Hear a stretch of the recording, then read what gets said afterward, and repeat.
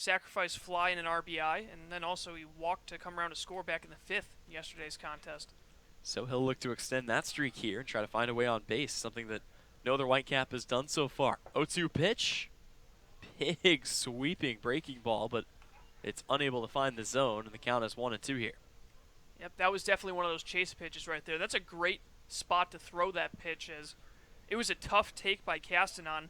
That ball coming left to right across his point of view, and just a great take. 1-2 pitch. Fighting off another one here is Castanon. You got to think, too, we don't see that curveball an awful lot out of Antonio Menendez. It seems like he's more comfortable pitching from those two sidearm slots, but when he does come over the top, it's got some really good life to it. It certainly does. I mean, that's the benefit of having those three different arm slots. You can just kind of generate all different types of movement, and even when he comes over the top, it seems like he's able to fool hitters the way he does when he's coming from the side. 1-2 pitch, swing and a miss, strike three, and Marcos Castanon becomes the fourth consecutive hitter to be retired via the strikeout. Tell you what, Colin, the record on the season is 6, set by Logan Allen a few weeks ago, and Antonio Menendez maybe licking his lips to try to break that.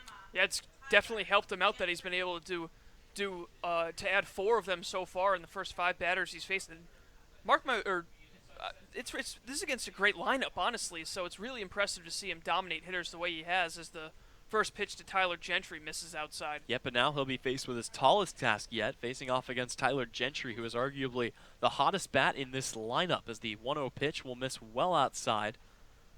Gentry, we talked about it a little bit from his performance yesterday, 2 for 4, but those 2 hits were big ones, as he had a stand-up 2 RBI triple and a 2-run homer that drove Castanon in the 5th inning of yesterday's meeting, and those 4 runs proved to be too much to overcome as Harwich dropped that game.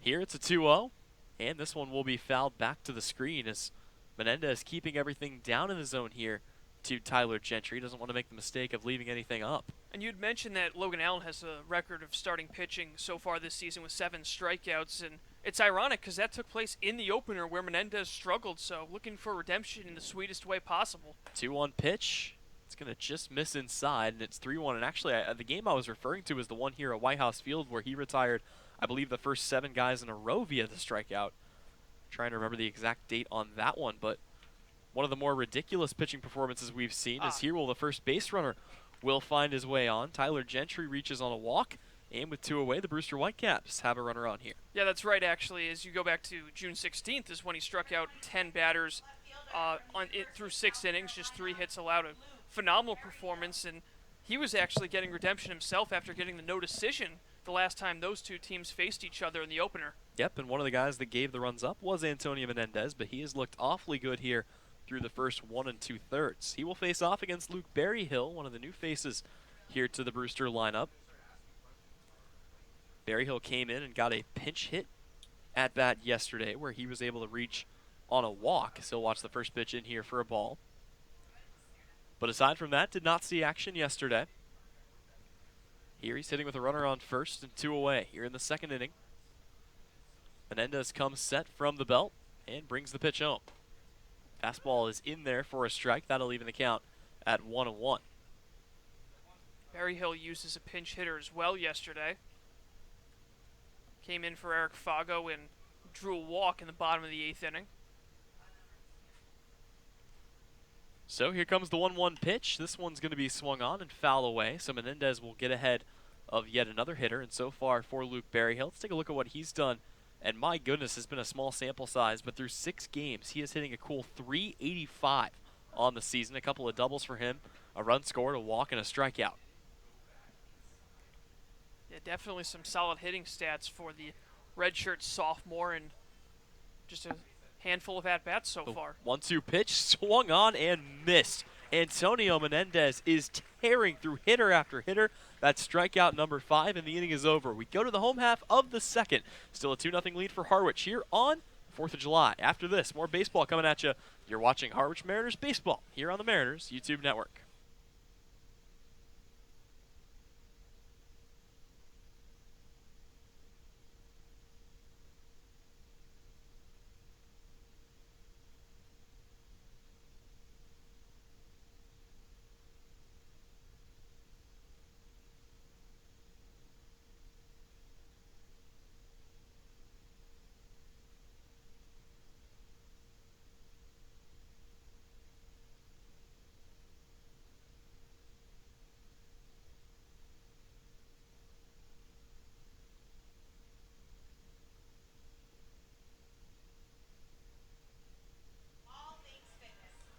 Welcome back to White House Field. Tyler Henry, Colin Casey. We go to the home half of the first inning, and the script seems to be flipped here, Colin. A day ago, the Brewster Whitecaps in their first half of the inning were able to bat almost all the way around. Harwich did the same back in the first, and they hold a 2-0 lead because of it. They'll now get Pat Winkle, Hal Hughes, and Max Marshak for a second time today. Yeah, great first inning for the Mariners. Like you said, getting those 4 base runners on and ending up getting that big double from John Fedko, who it seems like he hits a lot better at White House Field for some reason. He had that home run, his only home run of the season as well here at White House. So definitely probably his favorite field up and down the Cape. And speaking of that, still nobody with 2 home runs this year. Everybody that has hit one has hit only one.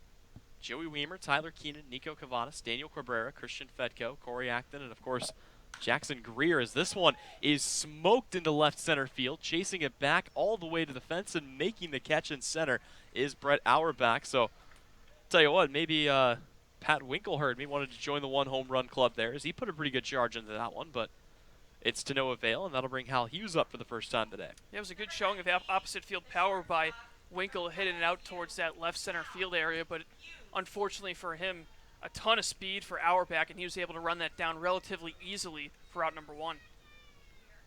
So, nobody with 2 home runs yet. Pat Hughes comes up now, and he will square around and show bunt on the first pitch. Pulls it back for ball 1. Corners staying where they're at for right now, not phased by the show of bunt. See whether or not they maintain that position. As the 1-0 pitch is brought home, that one's going to miss low, and Mason Black falling behind a little bit here. It's a 2-0 count. Yeah, and although Hughes doesn't have exactly the hitting stats he would have liked so far, it seems like he's shown a lot of good patience up there. This one is going to be in there for a called strike. That's kind of a part of Hal Hughes' game. Is take a look at his 2019 season. 19 walks, 28 strikeouts, but where he really shines is out there in the field. As the 2-1 pitch is brought home, that one's going to be taken to short, picked up by Gage Workman, who throws across, and that's going to be in time for out number 2. Yeah, we know Black's got a lot of talent out there on the mound, and it seems like this first inning could have been an aberration for him, as all of a sudden he's now retired 3 guys in a row, and he looks a lot more comfortable going after these Mariners hitters. Yep, sometimes it takes a little bit of time for him to settle in. Here he will be faced with Max Marshak for a second time today. He got him looking on a strikeout to begin the game. After that, of course, things coming unraveled a bit. First pitch to Marshak. He's squaring to bunt. He will foul this one back to the screen to fall behind 0-1.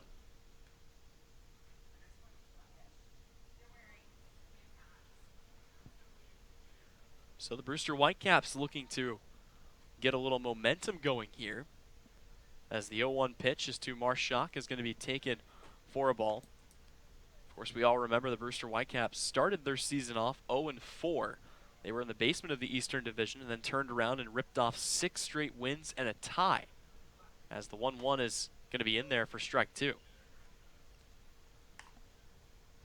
Definitely a team that goes in waves. They were then proceeded to lose a few in a row. They were cut off of the losing streak by Harwich yesterday, so a streaky team looking to get back on the right foot.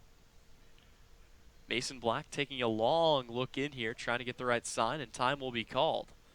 So not sure if it was a miscommunication between him and Crouch or what the deal was there, but with a 1-2 count here, Max Marshak will dig back in, and Black delivers the pitch. That one's going to be jammed, but it comes inside, gets to second. Throw to first is going to be in time. What a throw there by Bliss to get him at first, and the inning is over. So the Mariners go quietly in their half of the second. We go to the third after this. More Harwich baseball coming up right after here on the Mariners YouTube Network.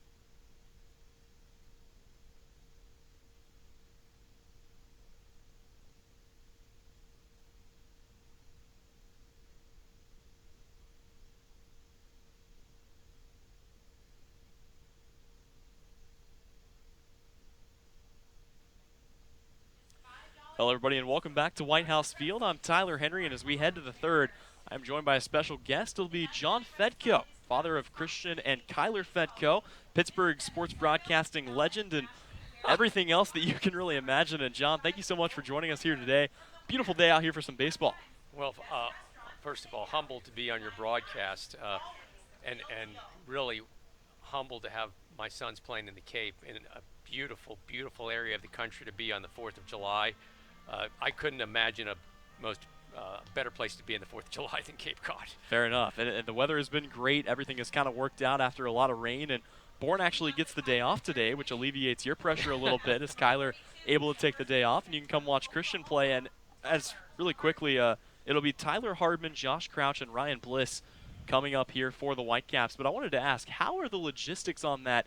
Just trying to bounce around, kind of, you got two kids out here. They're obviously playing at two different sites every day. What has it been like trying to go from ballpark to ballpark and trying to catch about an equal amount of these two kids? Well, it's been a delight. Kyler's playing at Bourne, and Christian, of course, is blessed to play here in this magnificent facility in Harwich for a really incredible organization. The fact that the games are professionally broadcast, I say this with all sincerity, you guys do an incredible job. I mean, it might as well be NESN. You guys are amazing. You and Bourne. Bourne does a great job, too. I just watch them on TV. I'm at one game, and I watch the other game on TV. So when I'm at Colliers game, I watch you and Colin. And when I'm here, I watch the Bourne guys who are really good, too. Absolutely. And, again, I mean, we talked about it. Two guys coming out of the league. I mean, this is the top-tier league. This is the ultimate summer destination for any baseball player. And you've been able to raise two sons that have both made it out here. What does that mean to you in terms of, I mean, your kids are living the dream, but for you as a father, what has that been like to have both of your kids out here on the Cape? I'm in church every day, thanking God. There's a chapel down the road here, Holy Trinity. They actually have a 24-hour adoration. I'm in there all the time. I'm just grateful to God that I have two sons that are allowed to play in this magnificent league with these great players, great coaches, great pitchers. I mean, we have professional baseball players on a Harwich staff. Legends have played in this organization and at Bourne. It's really, it's humbling, and I'm grateful to God and grateful to the University of Connecticut that my sons are allowed to play at such a great organization for a great coach like Jim Penders. And because they're playing in such a great organization like UConn, it gives them the opportunity to come up here and play in, a dream come true with Cape Cod League. So a perfect segue here is as Josh Crouch digs in, and he'll watch this one outside to even the count at 2-2. But both of your sons play at UConn. This, I believe, is the first time they've been split up on opposing teams ever. So they have been on the same team growing up all the way through childhood, as this one is taken into left, or actually into deep center field. Noisy will track that one down and make the catch for out number 2. So they finally get split up here, but is it weird for them? I mean, obviously it's weird for you, but what is it like for them playing now on opposite sides of the coin in this league? They're like twins. They're 14 months apart. It's incredibly bizarre. Now, last time Bourne played Harwich, Collar's back was still bothering him. He wasn't in the lineup. Collar's back is almost 100%. He may be in the lineup tomorrow, so they may face each other for the first time in the history of their lives. And literally, they've been playing since they were 4 and 5.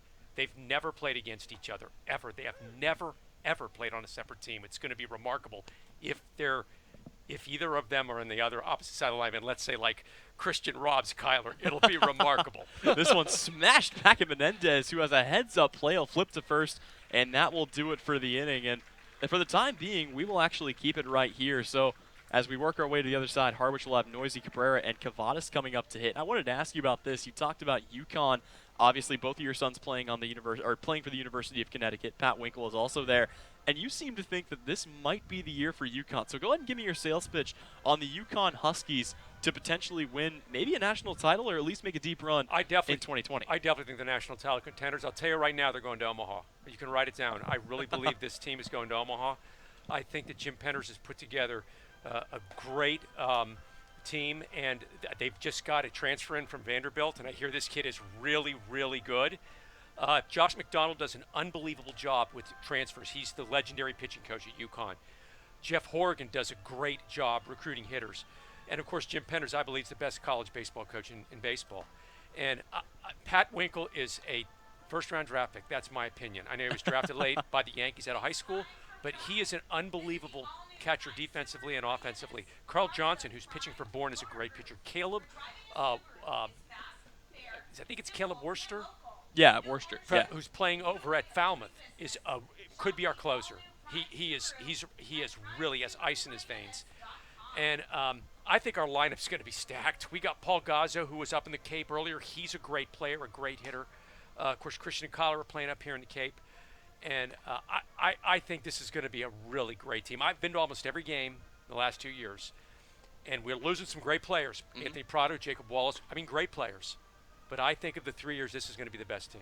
So let me ask you this. In terms of the 2019 season, the one you guys just got out of, do you feel like UConn could have maybe gone further? You feel like it was an early exit? Take us through kind of what that was like, not only for you watching, but for Christian and Kyler as well. Well, we were playing in Oklahoma City in the regional, and I don't want to take away from any of our players, so I'm going to stop every time there's any action with our players. I'm going to let you do some play-by-play with our hitters here, because I know some parents are home watching and we this. got the video, but it will be Dylan Noisy digging in here to lead off the third. Reached on a walk in the first inning, came around to score, and he'll watch a breaking ball in there for strike one. But you mentioned you guys were at Omaha in the regional. These Texas Tech kids are so good, too. What a great team they have. Absolutely. I mean, and what a phenomenal program Texas Tech has become. I'm so honored my sons get to play with kids like this. They're so good, great athletes. The 0-1's going to be taken and fouled away. Oklahoma City was a heartbreaker. We ended up getting to the championship game. We beat them on a Sunday. Christian came up in the first inning, 2 runners on, hit a bomb over the fence. Their 6'8" left fielder, a guy named McCusker, goes over the fence, takes it away. Then Christian comes up later in the game and hits a rocket to left. He robs him again. Robbed twice by the same kid. One of those fun rivalries. And not only did McCusker rob Christian twice, he got the game-winning RBI. So other than that, he didn't have a good game. He was phenomenal. And so Oklahoma City ended up winning that game Oklahoma State, ended up winning the game 3-1. But it was a game we had every opportunity to win, and I think we're going to kick the door down next year. 2 years ago, when Christian was a freshman, we went to Coastal Carolina. We knocked Coastal Carolina out. We ended up losing to Washington. And then this year we go to Oklahoma City, and we lose to Oklahoma State. And a heartbreaker, I think next year we're kicking the door down and going to Omaha. Fair enough. I really do. Yeah, that's an Oklahoma State squad that ended up actually meeting their end to this Texas Tech team that Dylan Noisy and Max Marshak got to play on, as the 0-2 pitch will be thrown in by Black and fouled away once again here by Dylan Noisy. And really quickly, let me ask you this. I heard it through the grapevine. Maybe this is just a rumor, but that you might be working on a book. I am working on a book. All right. It's a book about miracles and faith in God and a lot of the miraculous things that have happened that I've seen on a baseball field. So I'm actually writing a book and a screenplay at the same time. The story's not over yet. So stay tuned. But a lot of, pretty miraculous things have happened. That's a great play. That was an excellent play. That kid's a great player. And Ryan Bliss came up with some phenomenal defensive plays yesterday. There he robbed us in the first inning. Had a Joey Weimer ball hit really hard. I thought it was going to get through, but he was able to make the play there. And there, the basket catch over the shoulder to put it out for out number one. He's got remarkable speed. He beat out a hit that there's no way it was a hit yesterday. He's just so fast.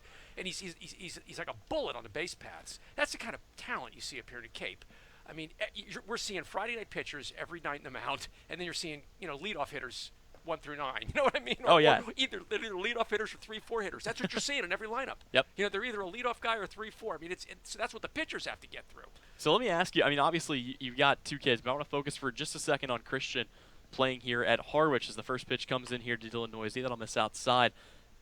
Give me the scouting report. What makes Christian stand out from the rest of the field when it comes to you're an MLB scout, these are the things you're going to see out of Christian Fedko on a day-to-day basis? That's a tough one to ask it, Dad. I'm going to try to stay humble. Let me just say this about Christian that really doesn't have anything to do with his baseball ability. I think Christian's intangibles are off the charts. I think every single team Christian's ever played on, I'll say this with all serious, won a championship. Every single one. From the time he was 5 all the way up until high school, and he won state championships. The kid he makes kids around him better. He's a great team player. Whether he's playing or not, he roots for everybody. He's a great kid to be around, and I think his intangibles are off the charts. I really do. I think that he wins, and this isn't tennis, and it's not golf. Mm-hmm. It's a team sport. Yep. So he loves playing with the team. He loves hanging out with the team. I think he's just a great teammate. I think that's the best thing I can say about him. Fair enough. First pitch is swung on and missed here by Nico Cavadas. Let me ask you one more question. You were, for better terms, a Pittsburgh broadcasting legend, and I don't say it lightly when I say that. You were voted the second most recognizable on-air personality, as this pitch will miss low and outside, by average people in Pittsburgh, and you left that career to kind of focus on I believe, watching your sons Baseball, grow up yeah. and play baseball, and just what was that like, really kind of stepping away from the world of the flashy lights and all that as this is fouled away, and just kind of getting into back to the basics, the beautiful game of baseball with your kids? Well, first of all, this Nico Cavadas is an unbelievable hitter. Absolutely. I mean, he really is a stud. He is a classic 3-4 kid. He's got unbelievable power. I mean, look at his arms. Can you imagine when he's an adult? He's going to be gigantic. He's going to be Mark McGuire. He's younger than me. He is a great player. Away with that one for strike 3. So let me get an answer from you on that, and then we'll take it to a break. But what was that like, just making that transition from the bright lights to toning it down a bit? I was lucky to be a sportscaster. I didn't have a lot of talent. God just blessed me with a lot of big breaks. And I love baseball. It's my first love. It's always been my first love. And so I kind of put a plan in place for I'd retire when Christian was 12, and it happened miraculously.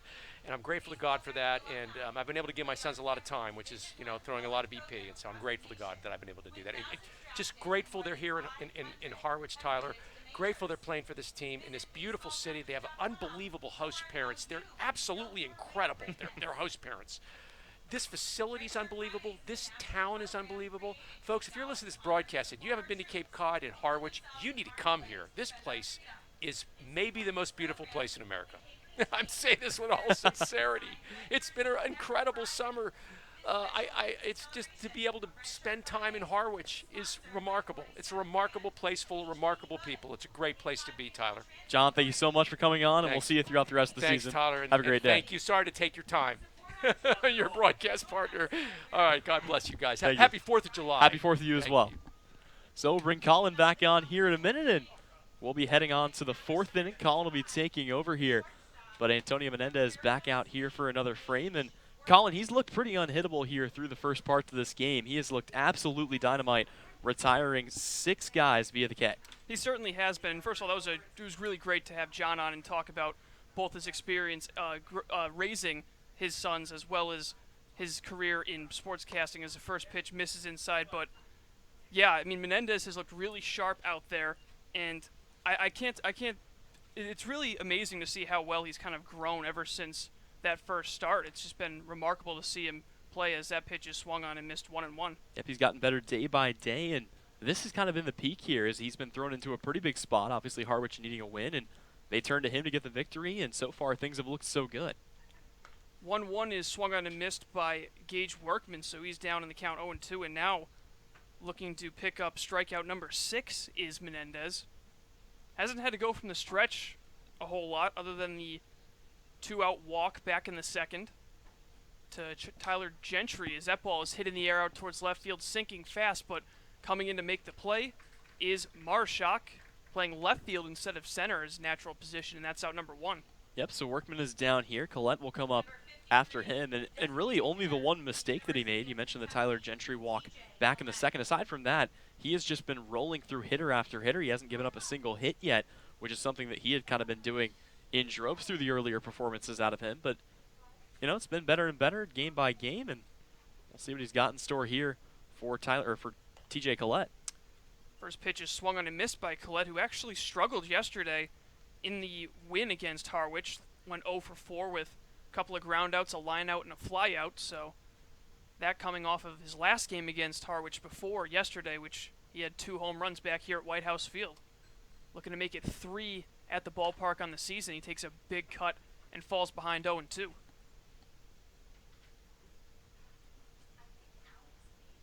Collette from Kentucky. One of the big bats in that Wildcat lineup. Menendez with the 0-2. That's on the outside corner for strike 3, and that is strikeout number 6 for Antonio Menendez, and he's looking to go carve through the 2, 3, and 4 hitters, 2 up, 2 down to begin the 4th. Yep, this is the most dangerous part of the lineup coming up, but he handled it well the first time as he was able to cut 2 of them down via strikeout, and then the walk to Tyler Gentry. So it'll be Brett Auerbach. We've seen his ability to change the game with the single swing of the bat. Had the big home run yesterday. Auerbach, a rising senior from Alabama, hits a first pitch he sees hard on the ground. Hal Hughes with a sliding stop. Throw on to first is in time, and a highlight reel play by Hal Hughes to end the top of the 4th for the Mariners. Another 1-2-3 inning for Antonio Menendez. He's gone 4 hitless innings, and after 3.5 from White House Field, the Mariners with a 2-0 lead You're watching Harwich Mariners Baseball on the Mariners YouTube network.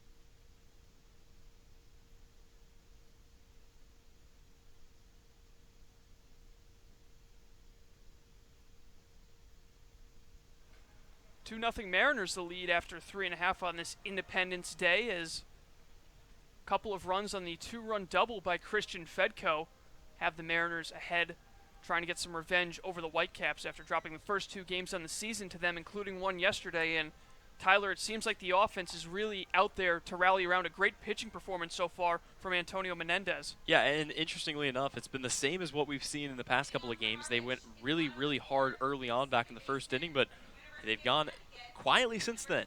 7 up, 7 down. Trying to break that will be Christian Fedko, who himself today has a 2 RBI double that came back in the first inning. Yep, Fedko, one of 2 Mariners to have a hit, the other being Daniel Cabrera, who came around to score on that double. And so he will face Mason Black for the second time.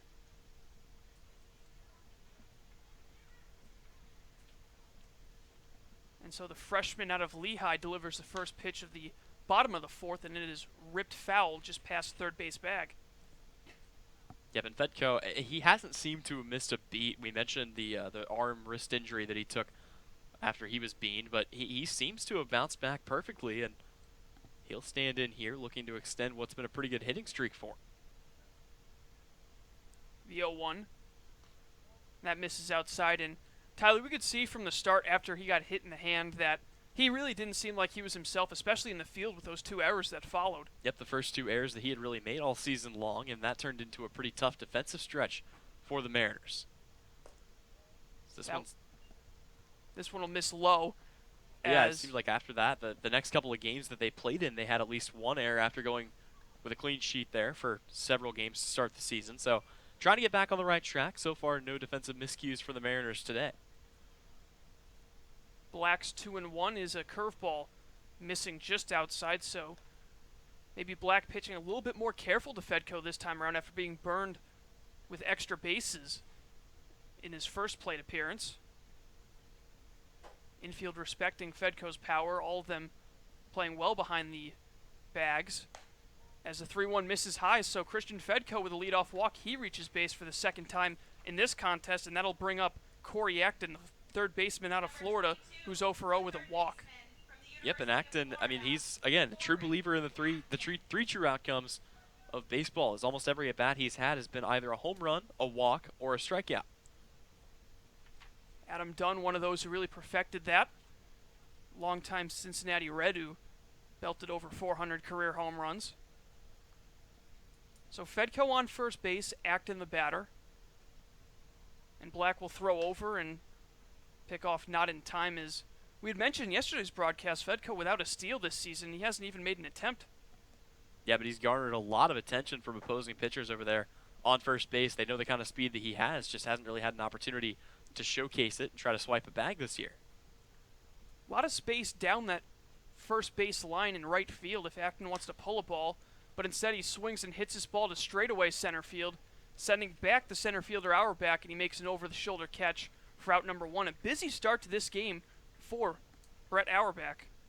Really quickly, I don't know if you noticed that or not, but a really aggressive secondary there for Christian Fedko. He was on the second base bag when that catch was made out there in center field, and I'm not sure if he was anticipating maybe something, but I like the aggression. Just got to be careful with that. Yeah, Auerbach rushed to get that ball in quickly, but there's a bit of a mishandle by the cutoff man, who I believe was second baseman Ryan Bliss. But with 1 away, it's Chris Lanzilli, who struck out swinging to end that big first inning for Harwich. Black's first pitch is swung on and missed for strike one. Yep, Lanzilli doesn't want to fall too far behind here after going down 0-2. He was a strikeout victim in the first, so looking to stay ahead in the count. He's fallen behind 0-1 here to start the AB. Lanzilli playing in back-to-back games after getting the day off. The first day he was back after going to Omaha. Pickoff move back in time as Fedko. Mike Rothenberg was also out for a little bit because of the trip. Spent time in the lineup, but he's got the night off tonight as Lanzilli swings and hits a high pop-up into shallow left. Having to come in is the left fielder. Goes a long way making the catch is Luke Berryhill for out number 2. Yeah, a ball that for a moment I think Gage Workman thought he had a shot at, but very wisely just kind of calls himself off as he was unable to locate it. And Berryhill had plenty of time to settle under it and make the out for out number 2. So that'll bring up Pat Winkle, who Colin has played now in 4 of his last 5 games. Mike Rothenberg, as you mentioned, came in yesterday after returning from the College World Series Home Run Derby, but he's only had the 1 start since. And Winkle getting a pretty heavy dose of at bats here, trying to break out of a terrible cold streak. He's got a runner on first with 2 outs. Another throw over to Fedko, and that's something we saw yesterday, not just with Fedko, but with base runners in general from Brewster pitching, is they really threw over a lot, making sure that Mariners weren't getting too comfortable over at first. Black with another look over, now he comes set. First pitch to Winkle, kind of crossed up the catcher Josh Crouch a little bit, but it is in there for a strike. Crouch was kind of set off on the outside part of the plate, but pitch came and caught the inside corner. The 0-1. And that one just misses low and outside. And Fedko, unlike a couple of his teammates who have speed, doesn't really do too much to toy with the opposing pitcher. We've seen guys kind of jumping around, trying to throw the pitcher off of his cadence. For Fedko, he kind of just sits down and stays in at the ready. Winkle awaits the 1-1. And he hits this one pretty well out towards center, sending Auerbach back all the way back, and it's going to get down. It kind of confused him. Heading into third is Fedko. He's going to be waved in. The throw comes in, and it is cut off, and Christian Fedko scores to extend the Mariners' lead to 3-0 on the RBI double from Pat Winkle. The disrespect by Fred Auerbach out there in center field. He was playing Pat Winkle all the way in. Had to turn and just completely turn on the Jets, and even that wasn't going to be enough. So you wonder whether or not they're going to think twice before posting up that deep on Pat Winkle again, and that's the 3rd run across. The Mariners lead it 3-0. And not only was he playing in on that, Tyler, but it seemed like he was also crossed up a little bit. He kind of turned the opposite way where the ball was coming. It had a little bit of a hook to it instead of a slice, so Auerbach had to go all the way to the deepest part of the ballpark to retrieve it, and by then, with 2 outs and a decent jump at first, Fedko had already crossed home. So now Hal Hughes, the 9-hitter, comes up with 2 away and a man in scoring position. Black trying to minimize the damage. His first pitch misses low. Yep, Hughes an 0-for-1 so far today with a ground out to short back in the 2nd inning. But a golden opportunity here with 2 away. And ironically enough, Colin, it seems like the best hitting has come for the Harwich Mariners with 2 outs so far this year.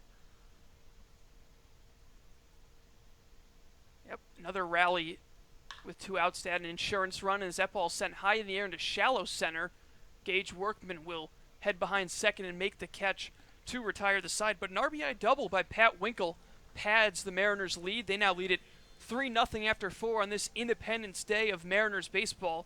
You're listening here on the Harwich Mariners Radio Network.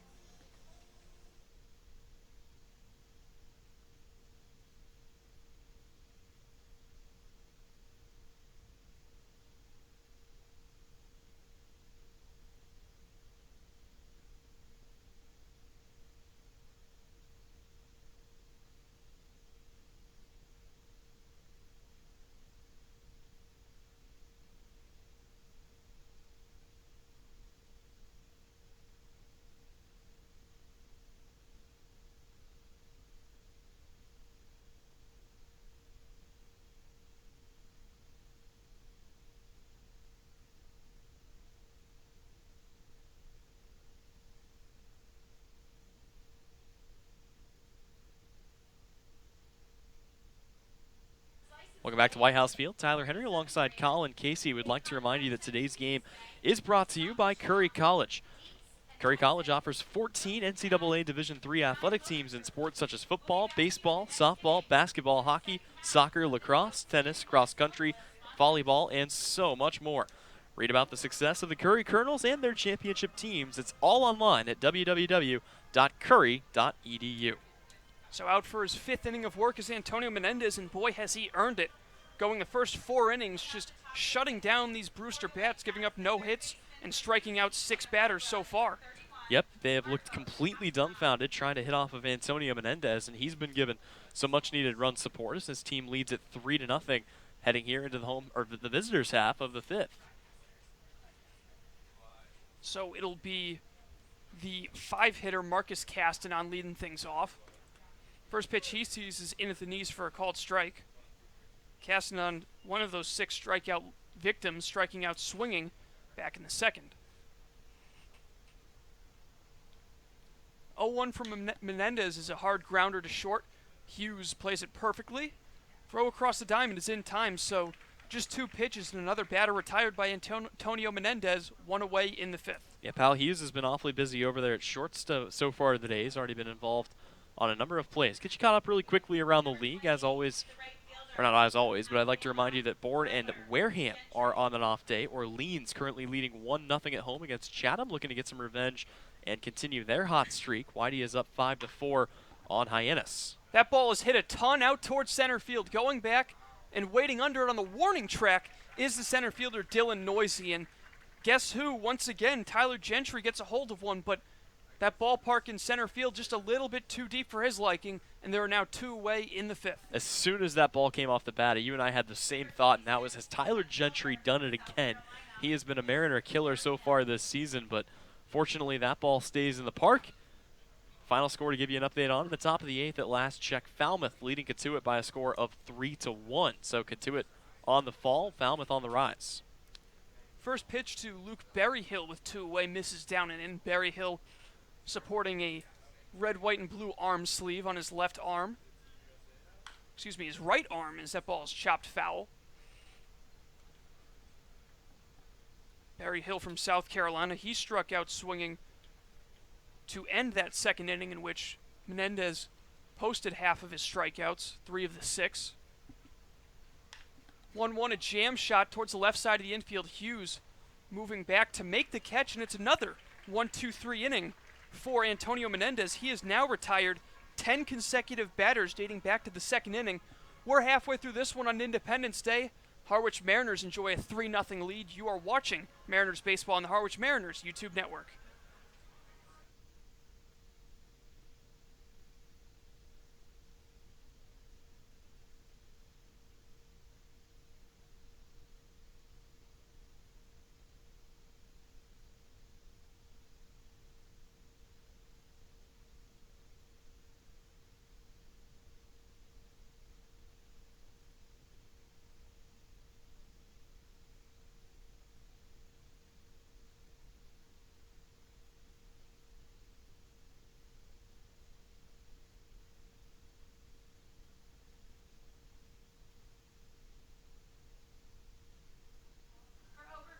Mason Black heading out for his 5th inning of work for the Whitecaps. His team trails 3-0 against Harwich, and Tyler, Antonio Menendez with that last inning makes himself eligible for the win, and I'm sure he'll be back out for the 6th inning, but with the Mariners bullpen playing as well as they have this year, this should be a good opportunity for the Mariners to finally end that 4-game losing streak. Should be, and let's not speak too soon, but of course, you know, Harwich's bullpen has looked awfully good. They've been a little disappointing in the last couple of games, which has been very out of character for them, but I completely agree. Throughout the course of the season, this has been one of the most dominant pitching staffs that is in the Cape Cod Baseball League, and they'll have an excellent opportunity to hold this lead, but would love to pad a few more runs on here, and it'll be the top of the order trying to do it, as Max Marshak will lead things off here for the Mariners.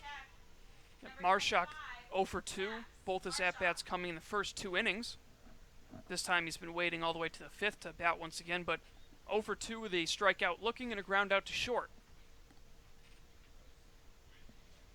Black's first pitch in the home half of the 5th catches the outside corner on the breaking ball for strike 1.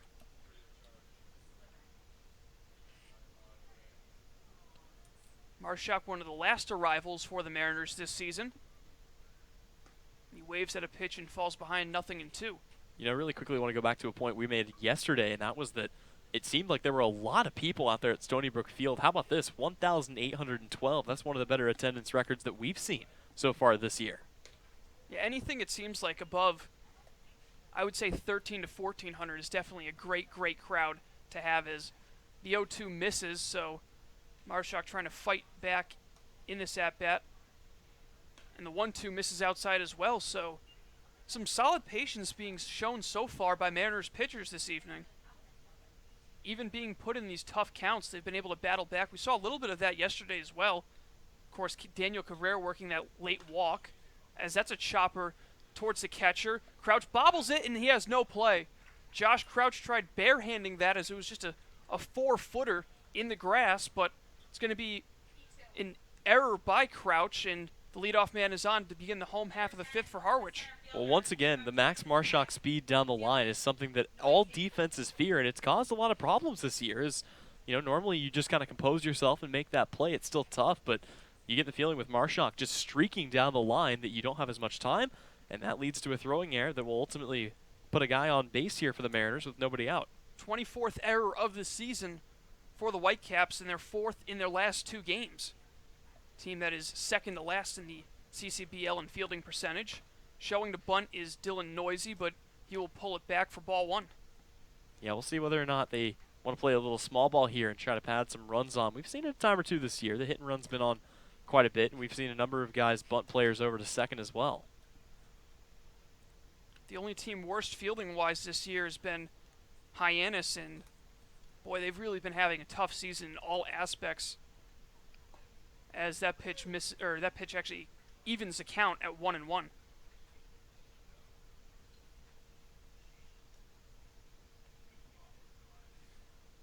Noisy came around to score back in the first after walking. He also popped out to second.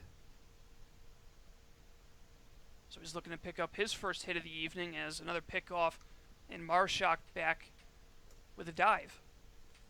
Yeah, Marshak's the kind of guy we could very well see try to swipe it back here with a 1-1 count. He's taking a pretty aggressive lead over there at first base. Black comes home, he's going, and there's a high fly ball out towards right field. Sends back Gentry a decent amount. Catch is made, the throw comes back in, and it is not in time. A pretty good throw by Tyler Gentry, but back is Noisy. And Tyler, once again, we see some aggressive base running on those fly balls by the Mariners. I'm not fully convinced that Marshak saw where that ball was until it was almost too late. He kind of looked up and was looking for it out there in the outfield, and then had to tag all the way back from second base. So he gets back in there safely, and with one away, Daniel Cabrera will stand in. But yeah, very aggressive on the base pass, and the Mariners continue trying to push for runs here. Cabrera 1 for 2 on the afternoon. He singled and scored. Also flew out to center back in the third. Black comes home, and first pitch is in there. A late steal. The throw down. It's a close play, and he is safe. An interesting call for Marshak as he goes late, and I think that one caught everyone by surprise, including the catcher, Josh Crouch. Well, how about that heads-up base running? Because he looks over to short. He sees Gage Workman, who as soon as that pitch is thrown, kind of just puts his hands on his hips. He's playing well off of second base, and, it didn't matter how good the throw was going to be. The question was, could the shortstop, Gage Workman, get over to make the play in time? And the answer was no. So a stolen base for Marshak. The 1-1 to the 0-1 to Cabrera misses outside to make the count 1-1. You talk about a delayed steal. That was the latest I've ever seen a delayed steal. As already up in a standing position was Josh Crouch. Yeah, that ball was well into his catcher's mitt before Noisy broke for second. Now he's in scoring position with one away, looking to add an insurance run for the Mariners.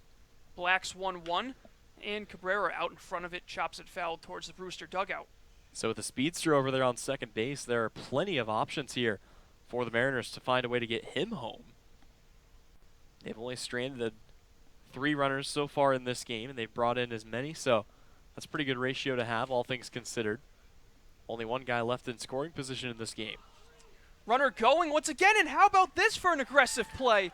Before a pitch is even thrown, taking off is Dylan Noisy, or Max Marshak, I should say, and all of a sudden he's on third with still one away. Marcos Castanon was playing so far off the bag and wasn't even looking at Max Marshak, and he said, okay, I'll take third base. He swipes it, and now the Mariners have an insurance run just 90 feet away here for Daniel Cabrera. Infield comes in, the 1-2, misses down and into Cabrera. And the funny thing is, guys on the roster that could do this, Max Marshak, Dylan Noisy, arguably Christian Fedko, Chris Gallant, Joey Weimer, Jacob Hurtubise. I mean, the speed is just all over the place here on this roster, and it's been on full display here over the last couple of days. 2-2 is hit hard on the ground, foul, and even the man at the plate, Cabrera, has shown that he's capable of stealing some bags every once in a while. But right now, he's just in a position to try to drive home the speedster, Marshak. Part of this is just the Harwich Mariners' way, though, is, you know, when you look at it, they've used Cabrera more aggressively than anybody else, as he only had one stolen base in 2019. Through his first 6 games of the Mariners, he's already stolen 3 bags. 2-2 is hit hard on the ground, off the glove of Collette over at first. That's actually Hardman, and the ball ends up in shallow right, so it's going to be an RBI single for Daniel Cabrera, and the Mariners' lead extends to 4. Yep, another run coming across, and again, just an excellent piece of one-out hitting there for Daniel Cabrera, who continues to pad his RBI stats. I have a feeling the Mariners might not be done either, as Nico Cavadas will dig in now. And how about this, Colin? One more thing of note. Coming into this game, and I know I said this earlier, Mason Black had not allowed an earned run. He's allowed 4 here in 5 innings. And ironically, the first 4 runs scored by Harwich yesterday were all unearned, so this time getting it done with hits, and it's the 5th RBI of the season for Cabrera, who had 4 coming in, and all of those took place in that game against Hyannis a few weeks ago, and Cavadas hits a ball in the air out towards right field, going back at the track, the wall, leap, and it's gone. No, it's off the glove. It's off the glove, and it's going to be a 1 out double, by Nico Cavadas. That ball looked like it was over the fence. I think Tyler Gentry got a glove on it and was able to keep it in the ballpark, but what an effort, and it's going to be ruled a double for Cavadas. Yeah, Gentry got a glove on that, and it wasn't that his glove kept it in necessarily. It was just that he was unable to get himself in the right position, as that ball probably would have knocked off the fence regardless, but he did bump it with his glove, and that was a part of the reason why that one slapped the fence. And, you know, you got to hold up at first base there if you're Daniel Cabrera, so he was being very careful, but he'll move up to third on the play. So with 1 away, the Mariners have another golden opportunity with Christian Fedko at the dish, 2 guys in scoring position, and only 1 out. So Fedko with another great RBI spot after putting 2 up back in the first. He's reached base twice. First pitch he sees misses outside. Fedko with the 2-run double, of course, in the first.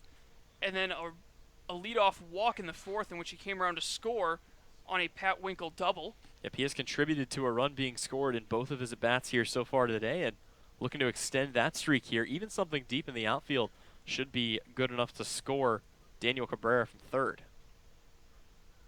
1-0 is hit on the ground up the middle. Runner coming home. Coming home with it is Gageman, and getting tagged out at the plate is Daniel Cabrera. So the runner cut down at the plate, and it'll be runners at the corners now with 2 down and Corey Acton at the plate. Yeah, the infield playing in all the way that time, and it was a pretty good throw to get him at home plate. But, you know, interesting the philosophy there, down by 4, and they weren't even considering trying to go for another out anywhere else. They wanted it at the plate, and they were able to get it. So everybody moves up a station, and now the double steal defense being set up here by Josh Crouch. We'll see how aggressive they want to get with Fedko over there at first. You mentioned he doesn't have a stolen base yet. This might be a golden opportunity here. Looks like we might have a pinch hitter, or Acton, who walked back in the first and flew out to center in the fourth. As you mentioned, Acton really looking to pick up some more hits after having that big home run against Orleans a couple nights ago.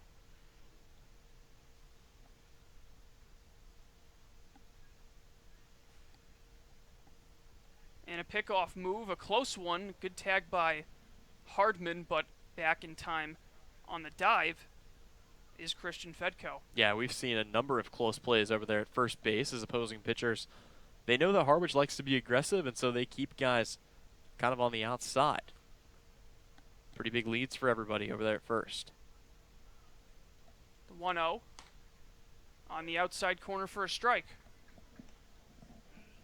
Got some action now in the bullpen for the Brewster Whitecaps, as it's going to be a right-hander warming. We'll see if this is perhaps the end of the rope for Mason Black.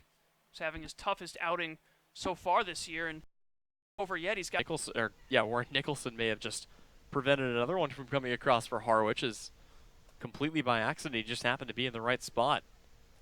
Corey Acton kind of turns around. He's like, could you move a bit to the left? long looking. Black finally comes set. And another throw over and back in time with a dive is Fedko. He's been close a couple of times so far. Quick update on the man warming up in the bullpen. It looks like it's Stevie Emanuels. So we'll see whether or not he is called upon here, but get the feeling the leash kind of getting shorter and shorter out there on Mason Black. Yeah, it's a bullpen full of lefties for the Whitecaps. I think just one, or it's a bullpen full of righties for the Whitecaps. Is the runner going, and the ball comes out of the glove of Crouch. So that is the first steal of the season for Christian Fedko on the swinging strike. It's now a 2-2 count with 2 away and 2 runners in scoring position. Yep, so another golden opportunity here, and if Corey Acton can put a ball in the right spot, this could very easily score 2. Fedko's got plenty of speed over at second. Kavanis not so much, but at third base it doesn't really matter. Anything hit to the outfield grass and down is going to score at least 1 run here. You have a chance to really extend this lead for Acton, the 2-2. He takes a big cut and comes up empty for strike 3, but the Mariners able to add another run, that one coming on an RBI single from Daniel Cabrera, and we're through 5 from White House Field on Independence Day. Mariners with a 4-0 lead over the Brewster Whitecaps. You're watching Mariners Baseball on the Mariners YouTube network.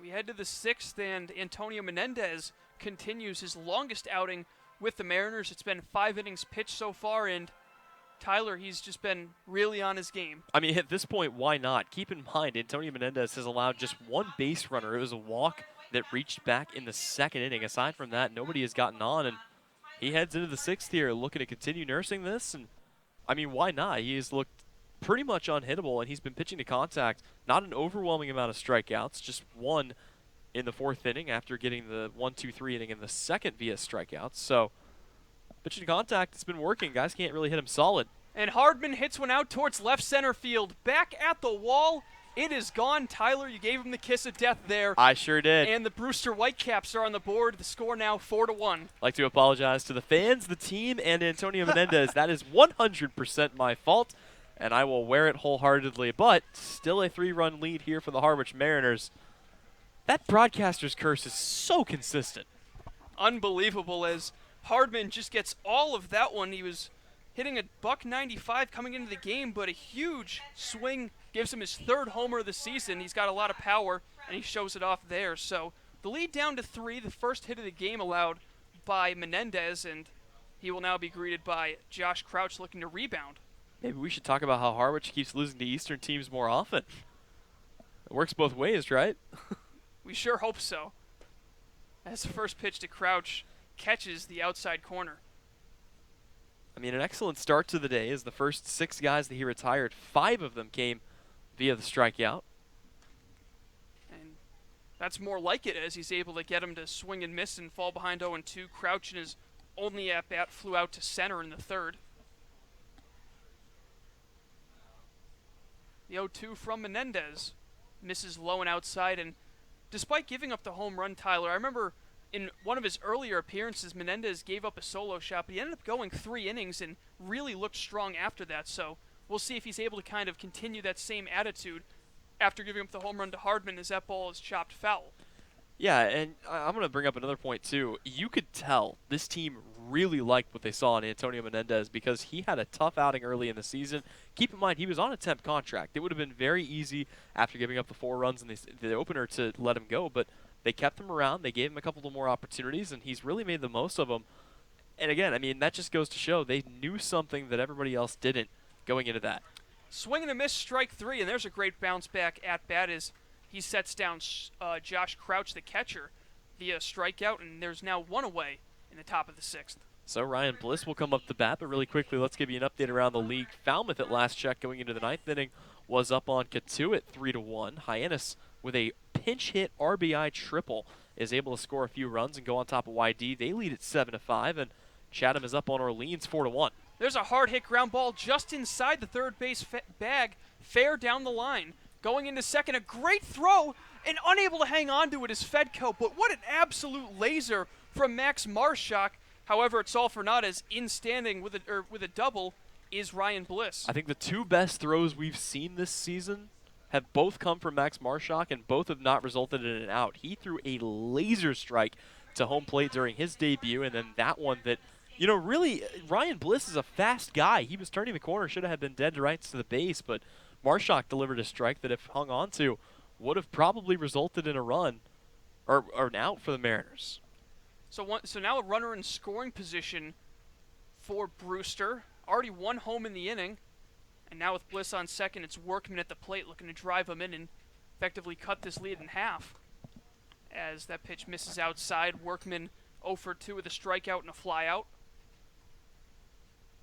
As you mentioned yesterday, Tyler, he's playing shortstop, and there's just kind of a logjam of shortstops that have shown up here on the Cape from Arizona State that they've just been all over the infield now as there's a swing and a miss for a strike. Well, actually, it's the opposite way. It's the entire infield for the Arizona State Sun Devils comes here, and now all of them are playing shortstop. Alika Williams was the shortstop for the Sun Devils. He is playing at short, or he was until he went to Team USA. And then you've got Trevor Hopper, who's played at short as well, and Gage Workman, who's now coming in at short. Normally those guys go second, short, third, but not in the Cape.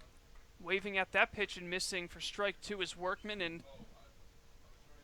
just a quick score update as Hyannis Harborhawks with a 7-5 lead right now over Yarmouth Dennis, so they're looking to try to pick up their 4th victory of the season and cut into that deficit behind 4th spot in the Western Division with Bourne off today.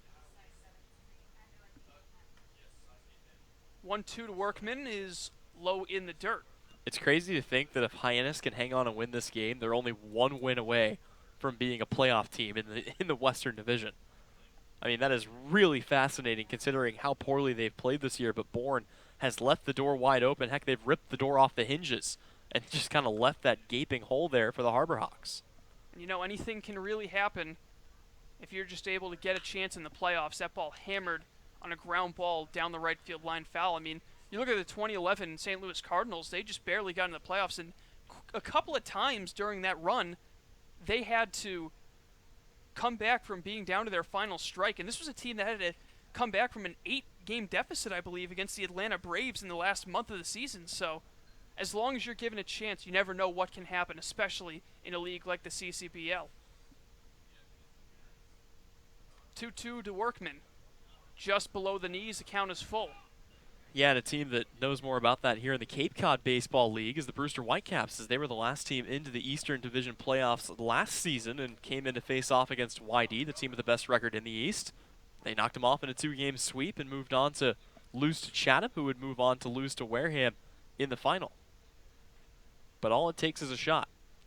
3-2 is hit pretty well on the ground to second. Fedko comes up with it cleanly, makes a strong throw to first for out number 2, but the runner, Ryan Bliss, advances to third, so he's 90 feet away with 2 down, and the 3-hole hitter up, it's TJ Collette. Yep, Collette so far today 0 for 2 with a pair of Ks, but trying to avoid being a strikeout victim for a 3rd time here and maybe driving a run. As he has got a chance here with 1 swing of the bat, he could potentially cut the lead in half for the Mariners. They came in up 4-0. They could be exiting 4-2. Collette with 3 home runs on the season, now tied for the lead after Tyler Hardman jumped in the yard earlier in the inning. He waves at the first pitch and misses. Tell you what, Menendez's slider, we've seen it a lot today, but it is absolutely nasty. Not because of the movement, but just the drop-off and speed that it has. It kind of floats in there, and that can be really tough to pick up on as an opposing hitter. Some action in the pen, so this could be Menendez's final frame. And that pitch will miss low to even the count. You get the feeling regardless of whether or not Menendez gives up the run here, this should probably be the end to his outing, as we saw what happened when somebody gets left in too long a few days ago. It was a game where Jacob Polish came in and was phenomenal the first 2 times through the order, but the 3rd time through, he gave up runs in bunches, and that was what started the losing streak here for the Mariners, as this one is waved at and missed for strike 2. Yep, the pitcher right now warming up is Nick Stewart, the James Madison University product, so Mariners opting to go to one of their few righties out of the pen available today. As it looks like him and Joe Boyle might just be the only ones with Menendez, the usual reliever, getting the start. 1-2 check swing. Did he go? He did for strike 3, and Collette's not even going to bother running down to first. The throw is plenty of time, and the side is retired. So another strikeout for Antonio Menendez, and this might wrap up a great outing for him, giving up just a run on 2 hits.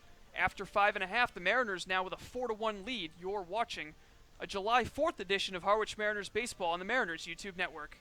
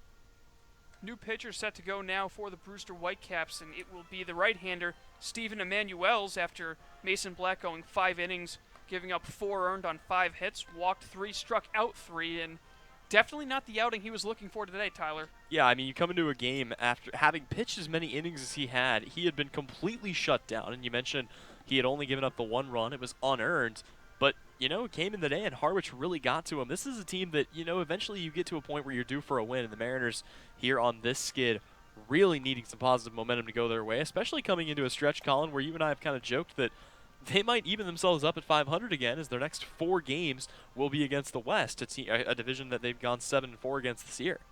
Yeah, quick correction actually on Mason Black's stat line. He gave up 3 earned runs, that 4th one coming because of an error by his catcher as Max Marshak reached base and came around to score eventually following an RBI single from Daniel Cabrera. So Manuel's first challenge will be Chris Lanzilli as he faces the bottom of the order. Lanzilli 0 for 2 so far with a strikeout and a flyout.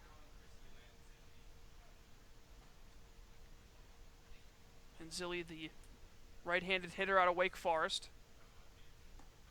First pitch misses low and outside from Manuels. Manuels from Washington.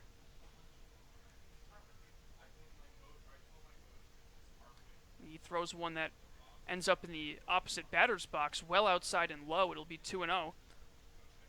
And only 4 strikeouts for Mason Black as well, something that he had typically dominated in, but unable to get him swinging today.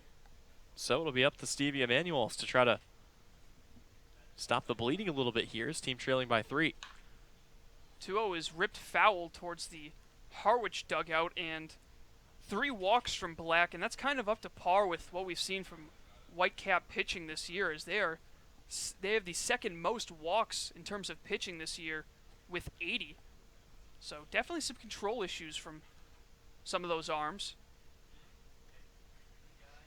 The 2-1 from Emmanuel's is just outside, and he falls behind 3-1. Pretty good movement there on that off-speed pitch that he just delivered, and that really could have buckled a hitter, but Chris Lanzilli stays patient. Still looking for his first hit of the day. He's 0 for 2. 4 runs on 5 hits so far for the Mariners. And he takes a big swing at that and just gets a piece of it, and that'll run the count full. Yep, a big chance coming up for Lanzilli to break out of a dry spell himself. He was able to reach base twice yesterday, once on an error, once on a hit by pitch, but still hasn't had a hit in quite some time.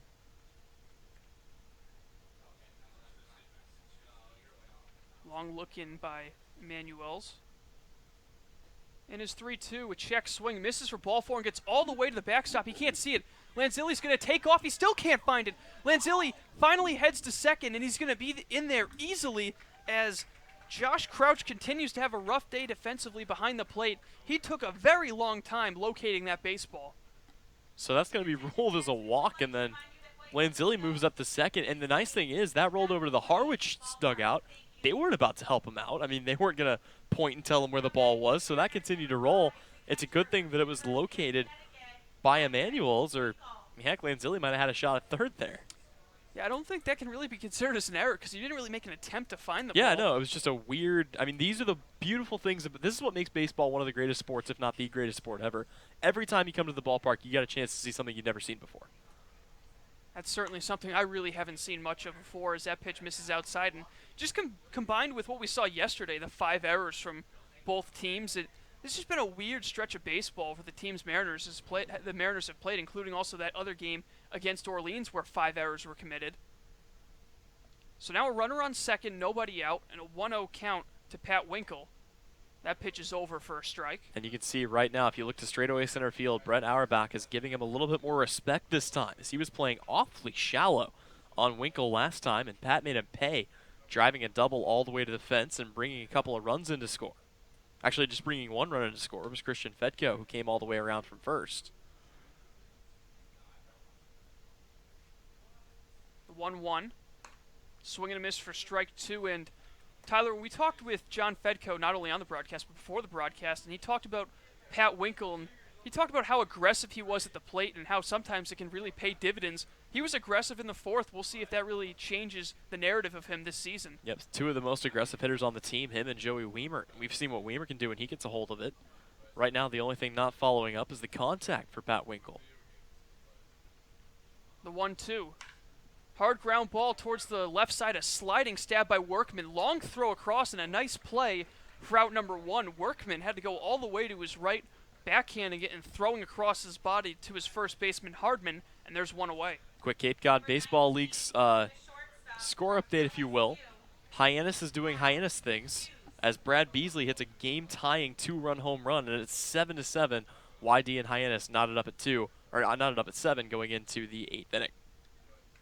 So a brand new ball game once again out in Yarmouth. We'll see if Hyannis can recover and try to avoid that tough 15th loss of the season. A showing bunt in offering for strike 1 is Hal Hughes. Hughes with a ground out to short and a pop out to short. Only a 1 away here. Even if he can just move the runner up 90 feet, that would be helpful, as the top of the order will be looming. Max Marshock and then Dylan Noisy, if need be. A ground ball or a fly ball to right field should get the job done, but a lot of space on the right side of the infield if he wants to find a hole for a base hit.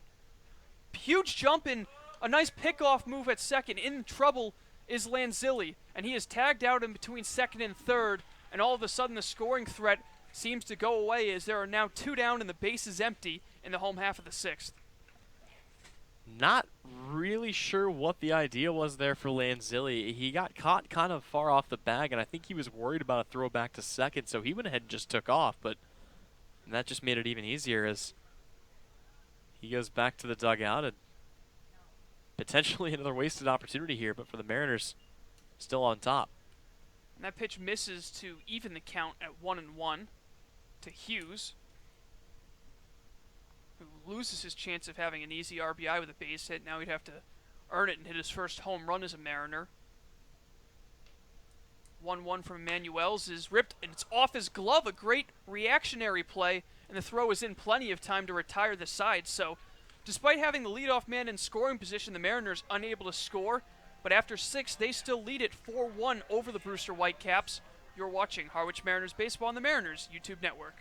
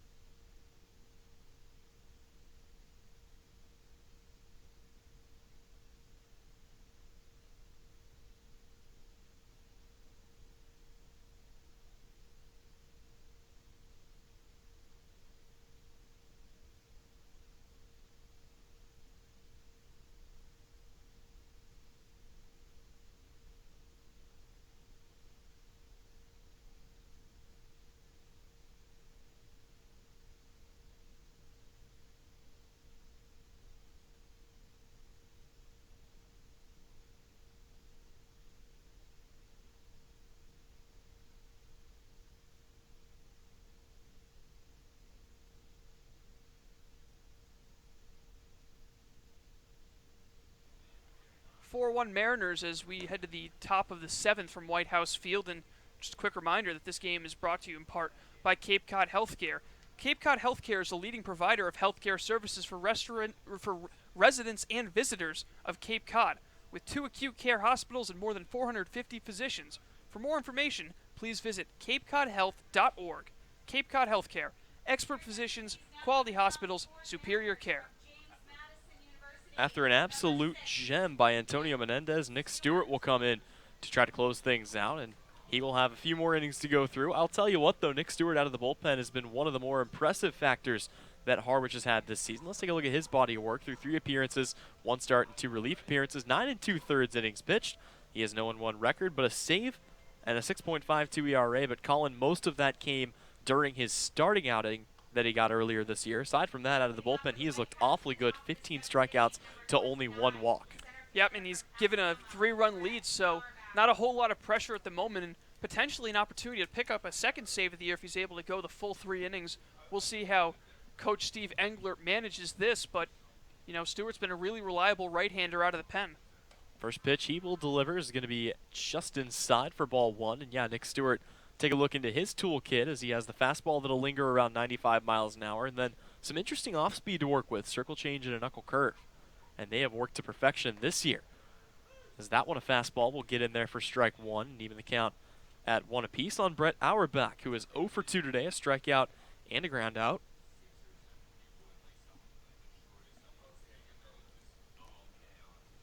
Stewart from the windup, the 1-1 pitch. That one's going to be swung on and hit high in the air. Pat Winkle will let that drop over the fence. And Colin, down there at field level, kind of hanging out with the guys a little bit before the game. And the one thing you noticed, despite being on a 4-game skid, despite being 0-7 against the East, this team felt loose. I mean, they felt like everything was still going okay, and I think that's part of the reason why they've been able to relax and just play a good baseball game today. And that's kind of the attitude that needs to be taken throughout the Cape League. Despite being on tough losing stretches, you're out here to also have fun while impressing the scouts.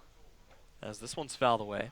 So it's important to have that type of mentality going into games. I mean, obviously it hurts to be losing 4 straight games, but you got to remember that there's always another day for baseball ahead here in the Cape, and as long as you keep battling and keep trying your hardest out there, the results will come, and so far it has today through 6 innings for the Mariners. Still a third of a ball game left to go, but the Mariners looking good through the first part. The 1-2 pitch, that one is going to be skied high in the air on the infield. Christian Fedko coming into the infield grass, and he'll make the catch for out number 1.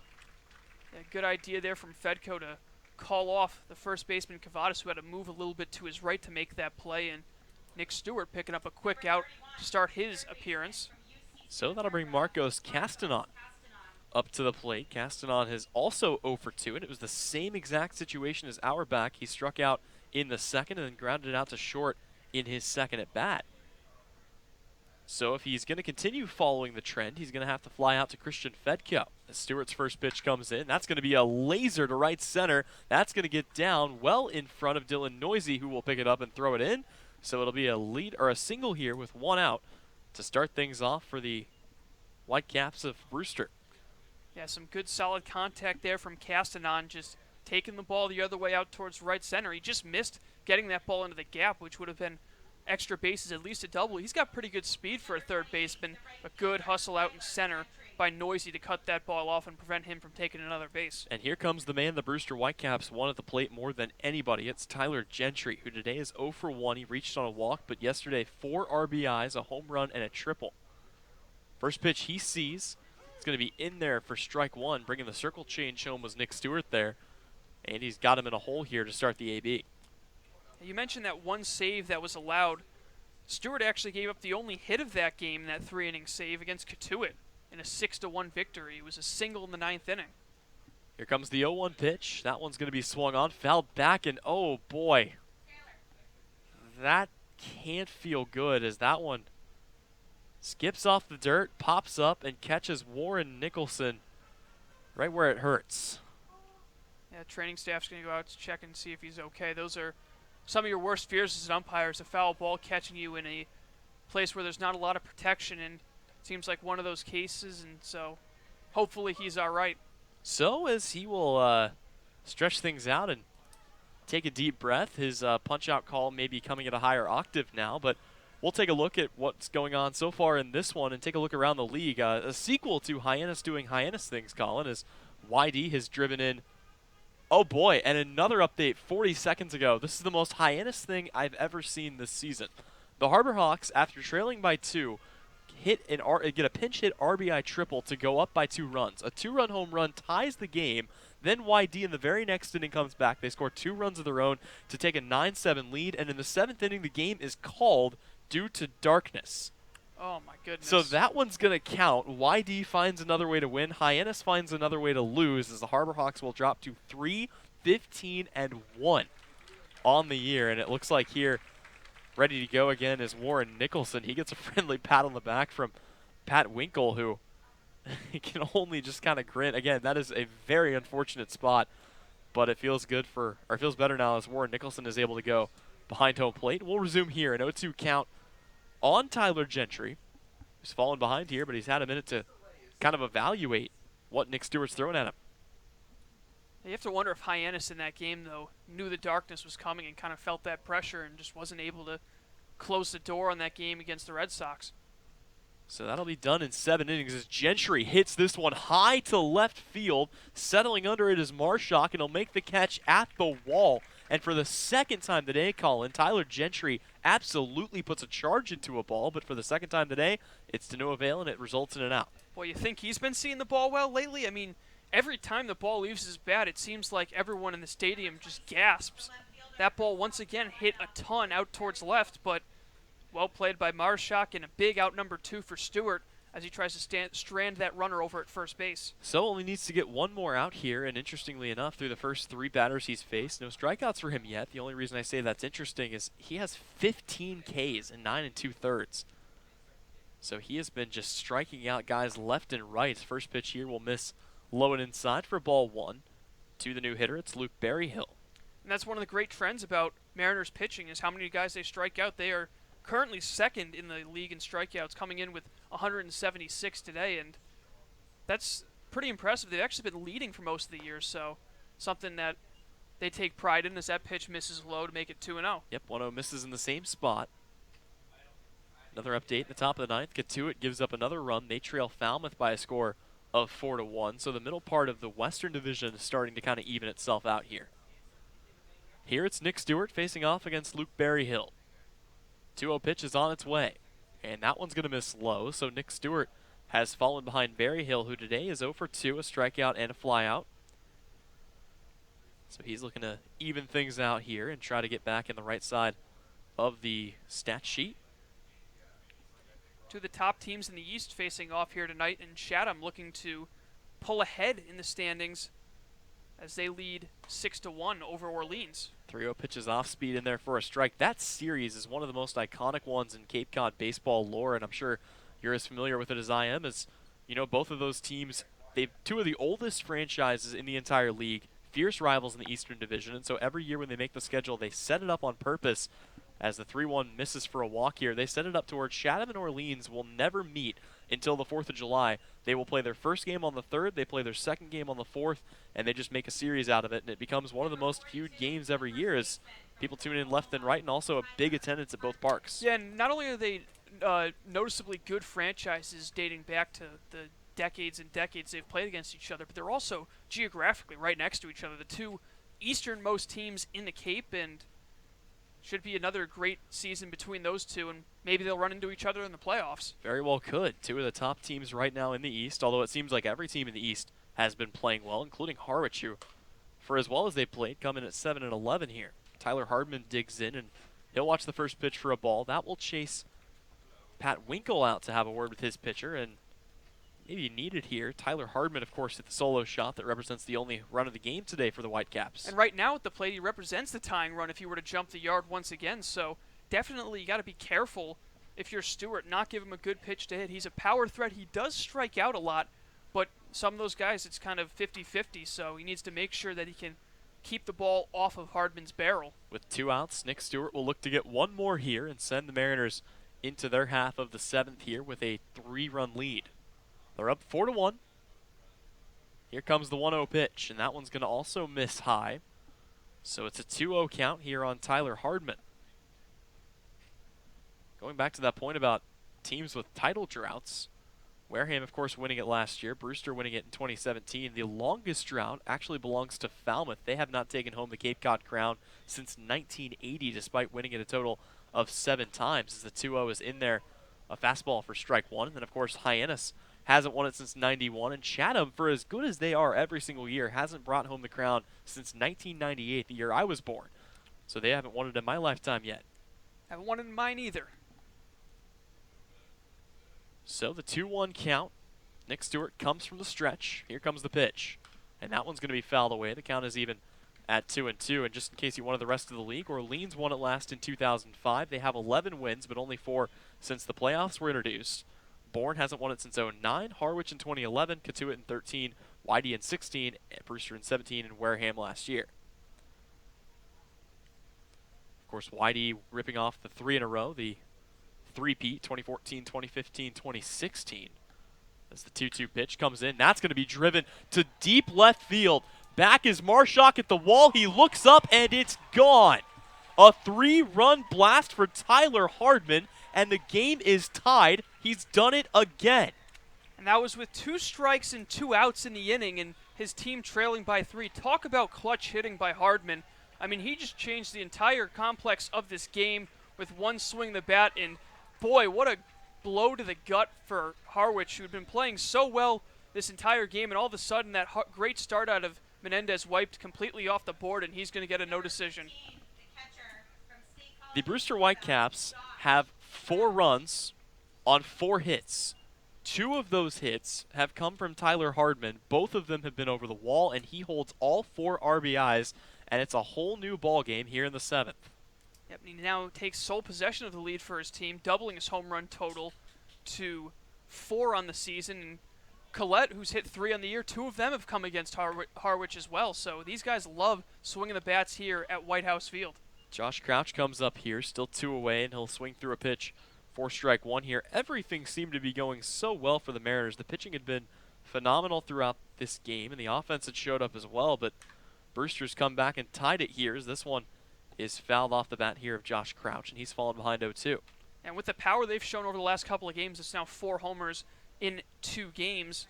Brewster really given Catuit a run for their money for that home run crown as a team. That is now home run number 19 of the year for the Whitecaps. The 0-2 is left upstairs, and you know, Colin, ironically enough, the Harwich Mariners had 3 guys go to the home run derby in Omaha this year, and between Chris Lanzilli, Tyler Keenan, and Michael Rothenberg, just 1 home run this year for Harwich. As this one will miss low, and the count is even here at 2-2. And obviously that's in limited appearances, as they all came in late due to the College World Series playoffs. Wait, who hit the home run out of those 3? Tyler Keenan. Oh, well, you mentioned Winkle, Rothenberg, and And Keenan, yeah. okay, you said Lanzilli, so that threw me off. Oh, sorry, Yeah. my bad. Okay, but yeah, you're right. This one's going to be taken up the left side. It's another hit for the Whitecaps as Josh Crouch finds a way to reach, and the nightmare of the 7th will not end here for the Mariners. Yeah, that would have been a great out to get another two-strike piece of hitting by Brewster. That's the second one in a row that has reached base through that, and now Crouch continues the threat with the top of the order coming up, and a guy in Ryan Bliss who hit a double last inning. So Stewart really having his tough inning of the season and couldn't have really come at a worse time. Yep, want to make a correction really quick. So it was Lanzilli, Keenan, and Rothenberg, not Pat Winkle, at the College World Series playoff, or the College World Series home run derby. So here it'll be Ryan Bliss. You mentioned the double back in the 6th. Aside from that, he's 0 for 2 today.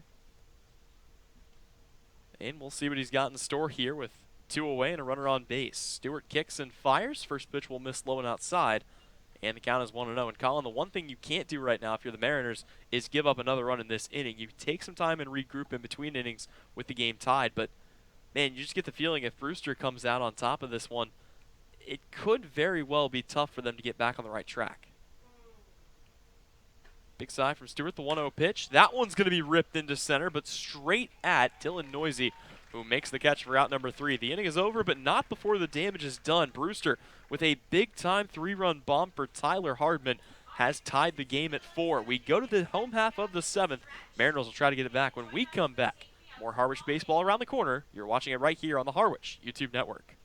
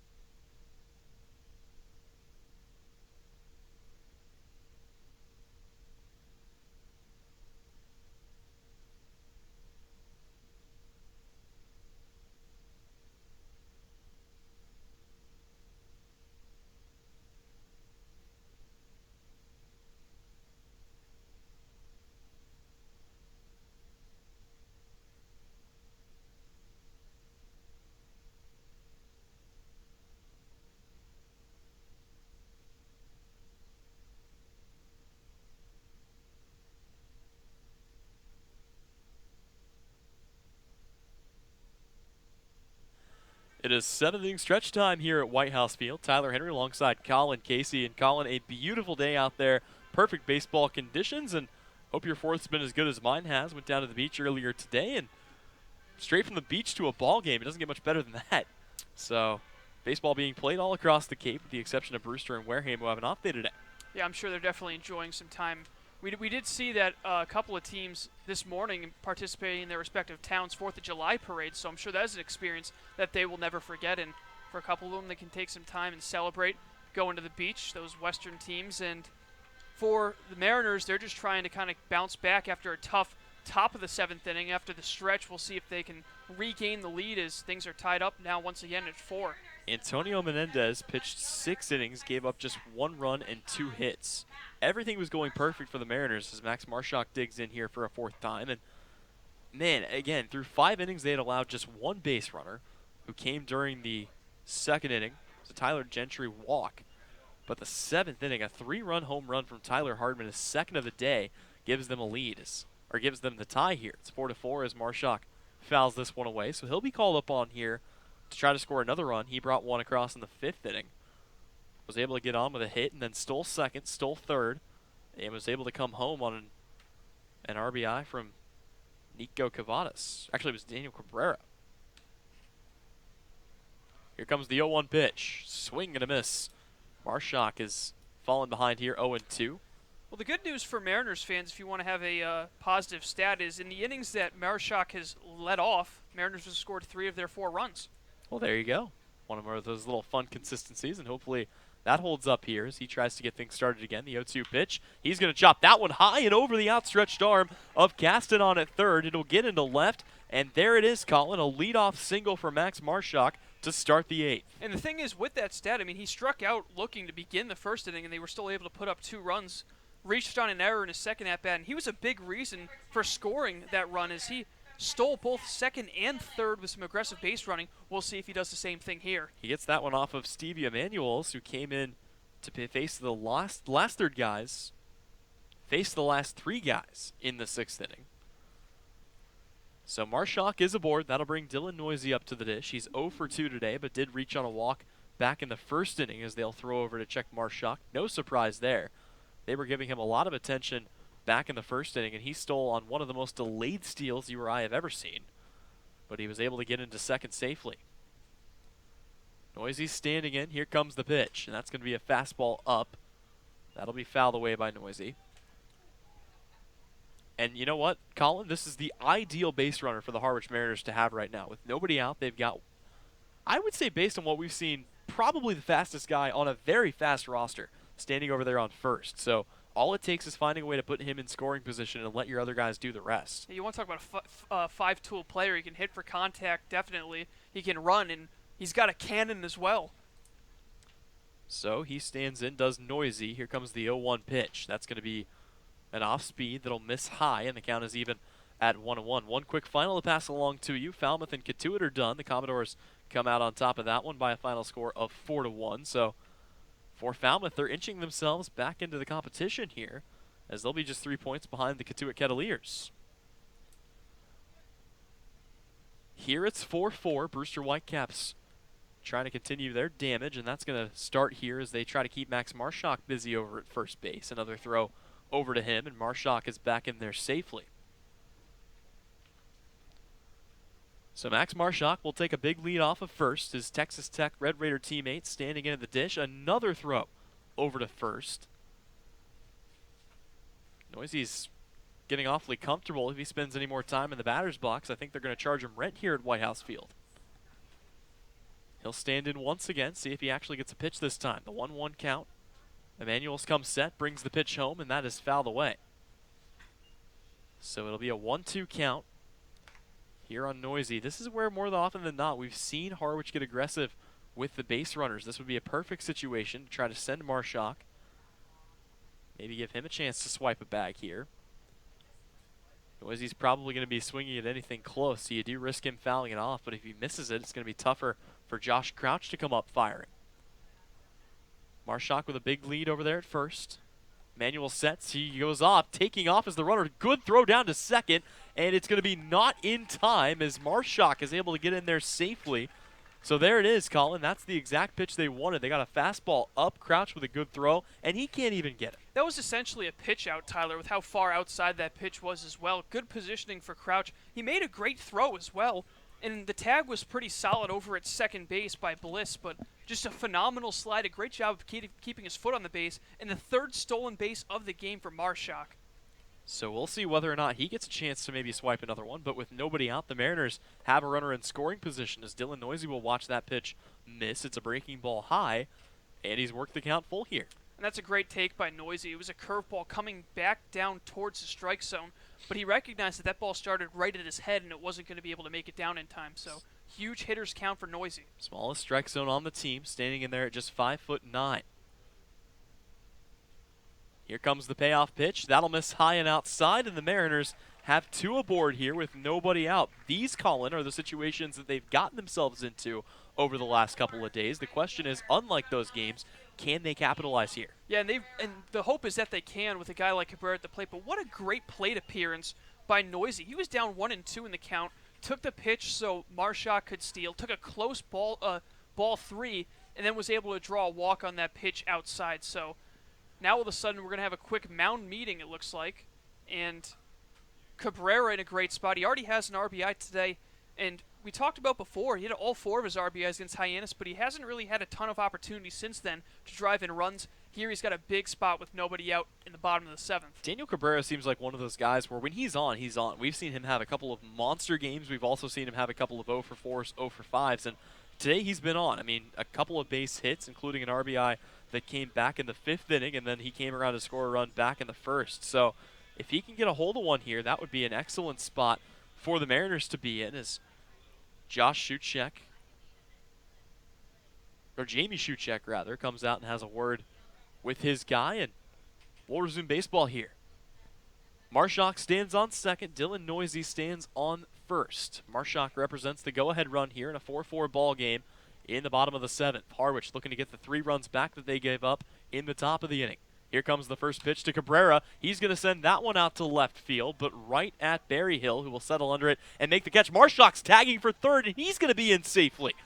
More aggressive base running out of Max Marshak, and the go-ahead run is just 90 feet away here in the 7th. And not only is that aggressive base running, it is heads-up base running, because he saw the slight hesitation by Berryhill when he had for a moment a second of doubt where he didn't think he was going to be able to get that ball. He kind of stumbled going over his left. He recovered and made the catch, but that little lapse in concentration allowed Marshak to get a great jump at second and put himself 90 feet away from home with a cleanup hitter coming to the plate. So Nico Cavadas will stand in. He started his day 0 for 2 with a pair of strikeouts, but a double in the 5th got him in the hit column. Marshak on third. Runners at the corners here with 1 away for the Mariners. Everything but a double play helps them here. This first pitch will miss low. I should say everything but a double play and a strikeout, as Cavadas has been prone to that. He's also been prone to hitting in pretty good spots this year. And you heard John Fedko talk about him a little bit earlier. He's been very impressed with what he's seen out of Nico Cavadas this year. Emmanuel's come set from the stretch. He'll kick and fire. And that one's going to be chopped weakly and on the wrong side of the line, so it's a 1-1 count here on Nico Cavadas. Yep, Cavadas the team leader in RBIs with 8. Next closest, Joey Weimer at 6th. And speaking of Joey Weimer, you wonder if we might see him as a pinch hitter at some point in this game or if he's going to get rest, because we did see he was a little bit sore after taking that ball to the back yesterday. Certainly could. Hal Hughes is the only guy who hasn't reached base today. It seems like the Mariners 1 through 9 have done a good job of hitting. But here's Cavadas. The 1-1 runner takes off for second. They're going to let him go. They're going to try to backpick Marshak, and he's in there safely. So give 90 more feet here to Dylan Noisy and Colin. Most importantly, that eliminates the double play here with 1 out. It certainly does, and that's actually the first steal for Dylan Noisy. He hasn't had a ton of opportunities to show off that speed. We know he's got it, and as you said, it takes away the double play. Now the infield in with 1 out, but a 2-strike count to Nico Cavadas. Marshak over there on third has the jersey untucked, probably from all these face-first slides. Here's the 1-2 to Cavadas. That'll miss high and outside, and the count is 2-2. And I'm not saying he's going to do it, but with how aggressive Max Marshak has been, if he sees a single moment to go, I mean, we might see him try to come home. Yeah, it's almost like he's got eyes in the back of his head while he's running the base pass, like he knows what's going on at all times at every spot in the field. Emmanuel sets the 2-2 pitch. Swing and a miss, strike 3. That's going to get past the catcher. They'll throw down to first. Marshak took a couple of steps towards home, and maybe if he had held up there, he could have thought about advancing, but he will stay where he is, and the second out of the inning is made. So 2 away here for Christian Fedko, who will be called on once again to provide a clutch at bat. He had a 2 RBI double back in the first, reached on a walk, and then came around to score in the 4th, and grounded into a fielder's choice in the 5th. Yeah, he's gotten on base all 3 plate appearances he's had, so he's looking to do it again. And a base hit for Fedko here could easily make this a 2-run game with Noisy's speed on second. The biggest concern is about getting the run in from third, as Max Marshak and all his speed is there. He takes a big jump towards home there and completely throws off the pitcher, who will still deliver a strike. So a good job there by Stevie Emanuels, kind of bouncing back there. His eyes kind of lit up as Marshak jumped off third. Yeah, the way he came off third, it looked like he was breaking for home.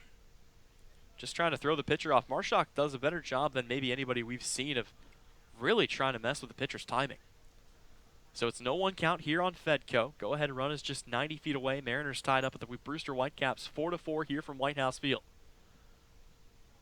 Emmanuel sets, checks the runner. Here comes the 0-1, and that one is going to be in there for a called strike. So Christian Fedko has fallen behind 0-2. Yeah, this is an opportunity that the Mariners really can't afford to waste at this point in the game, having given up that 4-1 lead and having a great start to this inning, but all of a sudden back-to-back outs have put their chances of scoring in jeopardy. They had runners at second and first with nobody out. Marshak was able to move up, but on the fly out from Cabrera and then a strikeout from Cavadas put us where we are now. The 0-2 pitch, and that one's going to be tipped foul. Christian Fedko staying alive by a couple of splinters. Just barely got a piece of that. A great off-speed pitch from Manuel's. I mean, he got him caught out way out in front, and he just got it off the end of the bat unable to hang on to the foul tip was Crouch. Emmanuel's this year 7 strikeouts to just 1 walk. So the second walk of his season coming to Dylan Noisy. The 8th strikeout coming to Nico Cavadas. And here looking to put together another scoreless frame. It's a big-time spot here for Christian Fedko. His back up against the wall, the bat in his hand, and he'll step out and call time here. Wants another minute to think things over. Quick look over at the Mariners bullpen. It might be Jared Weatherby who ends up getting the 8th for the M's. But all that will depend on whether it's going to be tied or whether it's a 1-run deficit. Here comes the 0-2 pitch. That one's going to be taken up the left side, and it's going to get through. 1 run comes across to score. They're going to wave Noisy. He comes in, and he'll score as well. And the Mariners have retaken the lead 6-4 here in their half of the 7th. Yep, and that's the 3rd and 4th RBI of the game for Christian Fedko. Boy, has he been a difference maker, and that 2-run single puts the Mariners back out on top. And just like his first time up, Fedko doing a great job giving the Mariners the lead. He looks at Tyler Hardman and says, you want to put 4 RBIs up? That's fine. I'll put 4 of my own up. And the Mariners have a 2-run lead.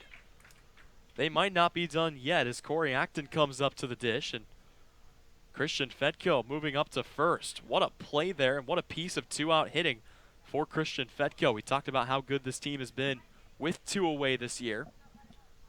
First pitch is going to get past the catcher. Crouch is going to lose it. And they're turning around and taking a big turn at second. Was Fedko, but he'll hold up. So with 2 outs, another runner in scoring position here for Corey Acton. I wonder if Christian knew his dad was going to be on the broadcast today and made sure to do something special for him, knowing that he would have been watching an inning from the broadcast booth. And boy, has he certainly done that. An extra base hit in the first that brought home 2, and then a clutch RBI single with 2 away here in the bottom of the 7th. He has been involved in 5 of the 6 Mariners runs this afternoon. Here comes the 1-0 pitch. That one's going to be taken into right by Acton. We'll see whether or not they wave the runner. They will. Fedko's coming home. It's a good throw, and he is going to be out by 1.5 miles. But it doesn't matter. He got the job done when it mattered, and that's the reason the Mariners lead at 6-4. We will step away, and when we come back, it's on to the 8th we go. Mariners on top, 6-4. When we come back, you're watching Harwich Baseball on the Mariners YouTube network.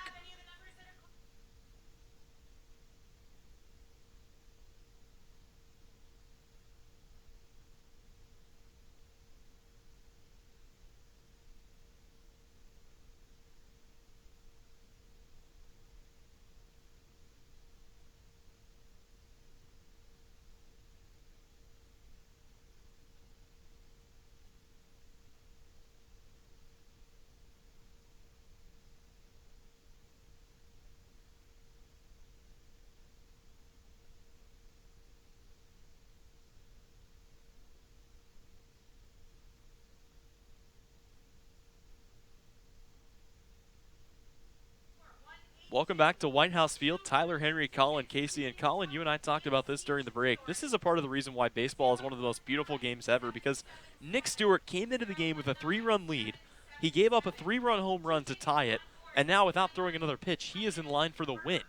Yeah, sometimes it's just one of those days where even though things don't go your way, you get rewarded anyways. I know Stewart's been a great reliever all year. He just had a tough outing and made one mistake pitch that cost his team the lead, but this is why baseball is such a great team sport. You can go out in the next inning, your offense can help out your pitcher and kind of put him up on your shoulders and support him, and that's exactly what Christian Fedko has done today, putting up 4 of his team's 6 RBI, supporting his pitchers, and now it'll be up to the rest of the bullpen to get through 2 clean innings and end this 4-game losing streak for the Harwich Mariners. Yep, coming in the pitch will be Jared Weatherby, the 5'10 hurler out of Elon, and let's take a look at what he's done this year. He's been Mr. 1 inning. It seems like every single time they brought him in, they've called upon him to throw 1 good inning of ball, and he's done exactly that. 3 appearances, 3 innings, has yet to give up a run, only 2 hits, 5 strikeouts to 1 walk. So we'll see whether or not they are planning on using him for more than 1 inning, although I will say you get the feeling this could very well be a Joe Boyle game. He may not be on the best of rest, but you may want your dominant closer to come in and finish this out to try to break this losing streak. And that would make some sense here. You know why I think they're going with the lefty is because it's the 2, 3, and 4 hitters due up in the 8th. That's a switch hitter and Workman leading off, and then the lefty Collette. So maybe it's a matchup scenario where they're going to go with Weatherby for the 8th to face the switch hitter and the lefty. After that, it's just 7 consecutive righties. So could be a great situation for Boyle. It also could be a situation where the Whitecaps head to their pinch hitters. And actually, Colin, I think we might have pinch hitter coming into the game here. It's supposed to be Gage Workman. Looks like it is Workman. So Workman will come up. Weatherby is the new pitcher into the game, and Workman will come up for a 4th at-bat. So take a look at what he has done so far today. 0 for 3, a strikeout, a flyout, and a groundout. And he'll face Weatherby for the first time. Jared Weatherby this year. Take a look at what he's going to be throwing. A fastball between 88 and 94 miles an hour, a splitter, and a circle change. So a lot of movement on his off-speed pitches. And the first delivery he brings home to Workman is going to be in there for a called strike as he brings the fastball on the outer half. We've had some exciting baseball here on the 4th, and there's been a lot of significant moments in baseball history on the 4th of July. 80 years ago today, Lou Gehrig with the luckiest man speech, essentially retiring due to his battle with ALS. This one right back up to Weatherby. How about the reflex to glove it, and he'll flip to first for out number 1. So Jared Weatherby, I don't know if he caught that ball or if that ball caught him, but it's there for out number 1, and the Mariners are now just 5 outs away. Yeah, great comebacker play from Weatherby, making the quick out, and that wasn't the only significant play in, or moment, I should say, in baseball history. Also, back on July 4th, 1983, Dave Righetti tossed the 166th no-hitter of the modern era, so it's been quite a few since then, but Righetti etched his names in the history books back in 1983. Circle change in there to TJ Collette, who's trying to avoid, is it the golden sombrero? 4 strikeouts in the game? Yep, golden sombrero. And then, of course, is it the platinum sombrero Yep. if you get 5. And we'll call it diamond if it's 6. But trying to avoid the golden sombrero today on Independence Day. Here comes the next pitch. Once again, coming with a circle change. That has got some nasty movement to it. And Collette finds himself behind here 0-2. You look at Weatherby and you look at a guy like Joe Boyle, and their changeups almost look like curveballs with how much movement it has. It looks like it starts at the letters and ends up at the knees by the time it crosses over the plate. See whether he comes with another one here or whether he tries to blow a fastball by TJ Collette. The 0-2 on its way from Weatherby. He comes with it again. It's going to get off the chest plate of Winkle, who's going to have to make a throw at first, and he won't even make it, as getting in safely at first is TJ Collette. So he does pick up the 4th strikeout of the day, but it doesn't matter as he finds himself on base, and Brewster with one away may be in business here in the 8th inning. Yeah, it seemed like that pitch was too nasty from Jared Weatherby, as Winkle unable to put a clean glove on it, kind of just hit off his protector and went to the left. The reason why Collette was able to reach base was because, like Josh Crouch earlier in the game, Winkle had no idea where the ball was. Luckily, he was able to find it, so Collette wasn't able to take an additional base on him. But still, the go-ahead run now at the plate. A sigh of unease comes over the crowd here as Brett Auerbach comes up to the plate. He had a home run yesterday in what turned into a pretty big outing. And watch the first pitch in off-speed. That will be in there for strike 1. And you mentioned it, Colin. He represents the tying run here in a game that has gone back and forth. So, an 0-1 count on him. TJ Collette standing on first base with 1 away here in the 8th. Weatherby kicks and fires. That's going to go down in the dirt. Good stop by Winkle, though. Yeah, we'll see if Weatherby can keep that streak going of, scoreless innings. Three scoreless appearances so far, going just an inning. As of right now, no action in the pen, so I don't know if we'll see Boyle despite the amount of righties. And, I feel like if Weatherby is able to pitch out of this inning without giving up any additional base runners, why not? Give him the 9th inning with a 2-run lead. He's proven he's a guy that you can trust coming into big situations. So with a 1-1 count, he's looking to put away Brett Auerbach. Infield at double play depth. Here comes the pitch. That one's going to just miss. It may be illegal here in the state of Massachusetts, but we've gotten some fireworks anyway here on the 4th of July. No permit required. Yep, the popular move from Mass residents, of course, is to drive up over to New Hampshire and pick them up there. No sales tax either, so. Fair enough. Just got to illegally smuggle the fireworks back in through the good side of the state. 2-1 pitch, big swing and a miss. As TJ Collette may have been looking to get driven in there. Brett Auerbach was trying to tie it up with one swing of the bat, and he's fallen here to 2-2. It's our team writer Jack over to my right, fist pumping after I gave New Hampshire a shout out. May not have a major sports teams, but no sales tax. No sales tax. There you go. So it's a 2-2 count. Auerbach standing in. His team down by a pair of runs, 6-4 here in the 8th. Here comes the pitch. And that's going to just miss, so the count's been worked full here by Brett Auerbach. Of course, our media team from all over the place, myself and our primary writer slash photographer and about everything else. Alex Weiner out of the University of Arizona State, and then yourself out of Boston College, or not Boston College, sorry, out of UMass. I wish I was smart enough to get into there. Right, as the 3-2 is fouled away, and then Jack all the way from Providence. And then Matt Lucy, our producer, still in high school, the wee lad. Right out here on the Cape. And, of course, you failed to mention that Alex is actually from California, so He even is. further out west. So Alex from L.A., and we got it covered. All three coasts, myself from Kansas, I'll cover the middle. You guys take care of the East Coast. Here it's a 3-2 count. Brett Auerbach represents the tying run here in the 8th.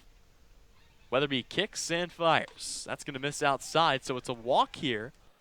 And for Jared Weatherby, that is just the second walk of his entire season, as two runners will be on base here. Now the tying run on first.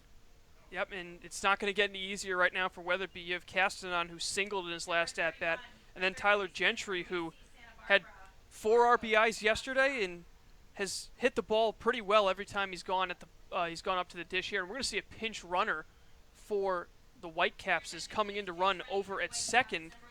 It's going to be Kurt Wilson, who got the start in right field or in left field yesterday and batted the 9-hole. So he comes in to run at second in place of TJ Collette. They opt for a little bit more speed to get that first run in. Obviously, the one that matters the most, though, is the second runner, who is on first base right now, and that's Brett Auerbach. Yeah, Wilson does a little bit of everything. I mean, he comes in as pinch runner. He started in right yesterday. He's also a pitcher. So a very versatile player for the Whitecaps. Weatherby will face Castanon. First pitch to him is going to be just low for ball one. And if you're the Harwich Mariners, for the love of everything, the one thing you cannot do is allow Tyler Hardman to have another at-bat here, at least not in this inning. So he's already 2 for 3 with a pair of home runs. All 4 of the runs up there on the board for the Whitecaps have come on a ball he has sent over the fence. Doing his best TJ Collette impersonation. Pretty much. The 1-0 pitch. Check swing. It's going to be in there for a strike, and the count is even at 1-1 as Weatherby keeping the off-speed outside. Still nobody up in the Harwich pen, so if things keep going the way they are right now, they may let Weatherby come out and pitch the ninth, and why not if he can get out of this jam. But he's got a runner on first and second. It's team holding a 2-run lead here in the 8th inning, and a 1-1 count on Marcos Castanon. Here's the pitch. That one's going to be just off the plate again. He's been awfully close here with that circle change, but he just can't locate it in the zone. Yeah, I'm sure he feels like he's getting a little bit squeezed here. That's kind of the mindset. When you're a pitcher, you got guys on base. You need every call you can get. Hasn't been happening, though, in this at-bat. So Weatherby will go back to work here with a 2-1 count. Castanon trying to bring the run in, and he'll step off the rubber and turn and check the runner back to second. The only other game going on right now between Chatham and Orleans. Currently the Anglers are up 6-1 in that one. The other 2 games have already gone final today. Hyannis drops to White East 7-5, and Katuitt gets a 4-1 victory over the, Falmouth gets a 4-1 victory over the Katuitt Kettleers as this is fouled back and it counts to 2-2. And I really think no matter what the playoffs look like in the East, we're going to get some really good games. It seems like every game between these between two teams in the East, there's always just some games to watch. I mean, look at what we've got here tonight. Both of the games in this series have been really close to the end. Even when the Mariners losing by 2 runs, they made a great fight in the top of the 9th yesterday. Absolutely, and right now trying to get back to that beloved 500 line where they hovered for so long. Weatherby from the stretch, the 2-2 pitch. Swing and a miss. He completely buckled the knees of Marcos Castanon, and he goes down for the second out of the inning here. Yeah, that's the same pitch he got TJ Collette on, was that filthy, filthy off-speed. Collette was able to reach base, though, because that ball getting in the dirt. This time, Winkle tracked it well, got the strikeout, and that's a big out number 2 with Tyler Gentry coming to the plate. And you got to think, Colin, the inning would be over, but the drop third strike that allowed Collette to move up to first keeps the inning alive. That would have been the 3rd out of the inning as this fastball will miss outside. So the count is 1-0 here on Tyler Gentry. And it seems like in every single one of the 3 games we've played in, there's been one guy that has stepped up for the Brewster Whitecaps and has just taken over for their offense. Yeah. Yes? Yeah, it was Gentry yesterday and today so far. It's been the guy on deck. This one's going to be fouled away. So it's a 1-1 count here from Jared Weatherby to Tyler Gentry. And then, of course, back in the first meeting between these two, for the Brewster Whitecaps. They got a massive two home run performance out of one of their top prospects. That game right before the game we had against Wareham, it was TJ Collette who hit the 2 home runs in back-to-back innings. Weatherby sets. Here comes the 1-1. Actually, he's going to check back to second. One more thing that actually happened on July 4th, the same day as Gehrig's iconic speech, is Red Sox Jim Tabor, one of 13 players all-time to hit 2 grand slams on the same day. The 1-1 from Weatherby. Swing and a miss at a fastball high and well out of the zone. And Jared Weatherby is dealing here. He's 1 strike away from ending the inning. He actually also had it was a doubleheader, so he actually ended up having 11 RBIs because he put up 3 more in the following day. So that's a lot of runs driven in a single day. 1-2 pitch is fouled away. Weatherby looking for his 2nd strikeout of the day, as he came in and took over in the 8th inning.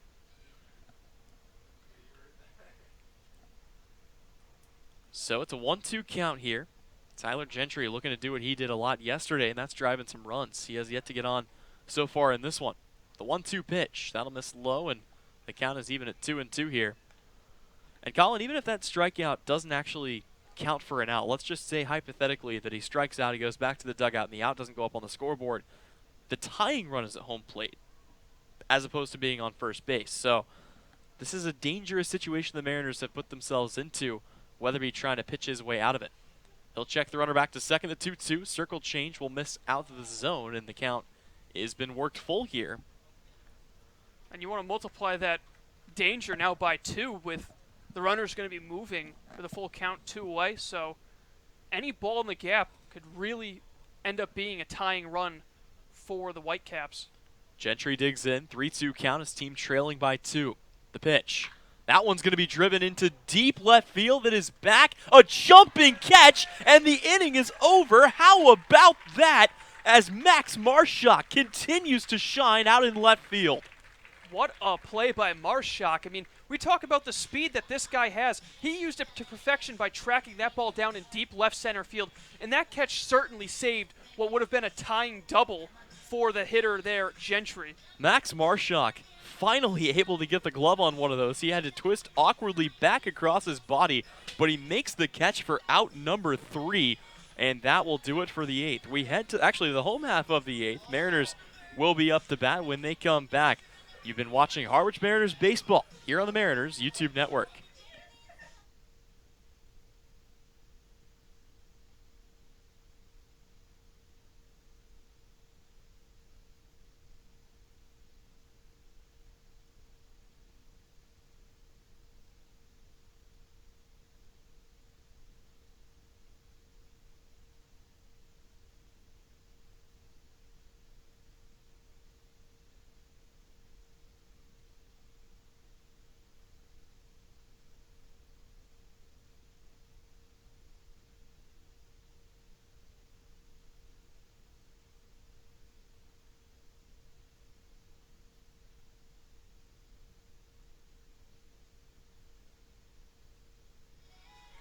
Bottom of the 8th here at White House Field. The Mariners still holding on to a 6-4 lead, and this broadcast is sponsored by Milton Cat for sales and rentals of Caterpillar machinery, generators, and marine engines. Visit MiltonCat.com, your area cat dealer. Milton Cat, Cape and Islands Caterpillar dealer, is proud to be a sponsor of today's game. Pretty sure Max Marshak made what would have been a highlight reel catch anywhere. Might see that one on SportsCenter later this week in the top 10 plays, but for the time being, the Mariners will look to maybe pat a few runs onto their lead. They're up by 2, and it'll be Chris Lanzilli leading things off here for the Harwich in the 8th. He is 0 for 2 today, a strikeout, a flyout, and a walk. And he will face off against Stevie Emanuel, who might go the rest of the way, Colin. At this point, he has already pitched through the last 2 innings. Coming in for a 3rd inning of work, and the first pitch he delivers is a fastball that will miss in the dirt. So it's a 1-0 count here. He faced the minimum in the 6th, had the leadoff walk, but Lanzilli was picked off between 2nd and 3rd. Batter at the plate now. 7th inning, not too kind to the pitcher, though, Emanuel's. Emanuel sets and fires. Swing and a miss as Lanzilli will even the count there. Looked like a slider down in the zone. The count is even at 1-1. I mean, you talked about it too. The runner's got to jump there with a 3-2 count and 2 away in the inning, and that would have easily allowed them to score, even if Marshak had just knocked it down. As swinging through that pitch is Chris Lanzilli, but somehow he's able to make the grab out and left, and the Mariners' 2-run lead is saved. And that's the great thing about being a fast outfielder. It seemed like he might have misread it a little bit, but his speed allowed him to get back in position to make the play. Here comes the 1-2 pitch. Swing and a miss. Lanzilli down on strikes for a second time today. 1 away.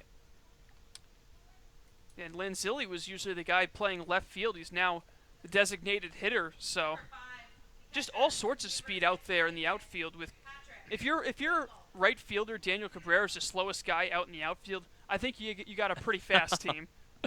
That's absolutely ridiculous. It's like that week where YD, a couple weeks into the season, their worst hitter was hitting like 268 or something crazy like that.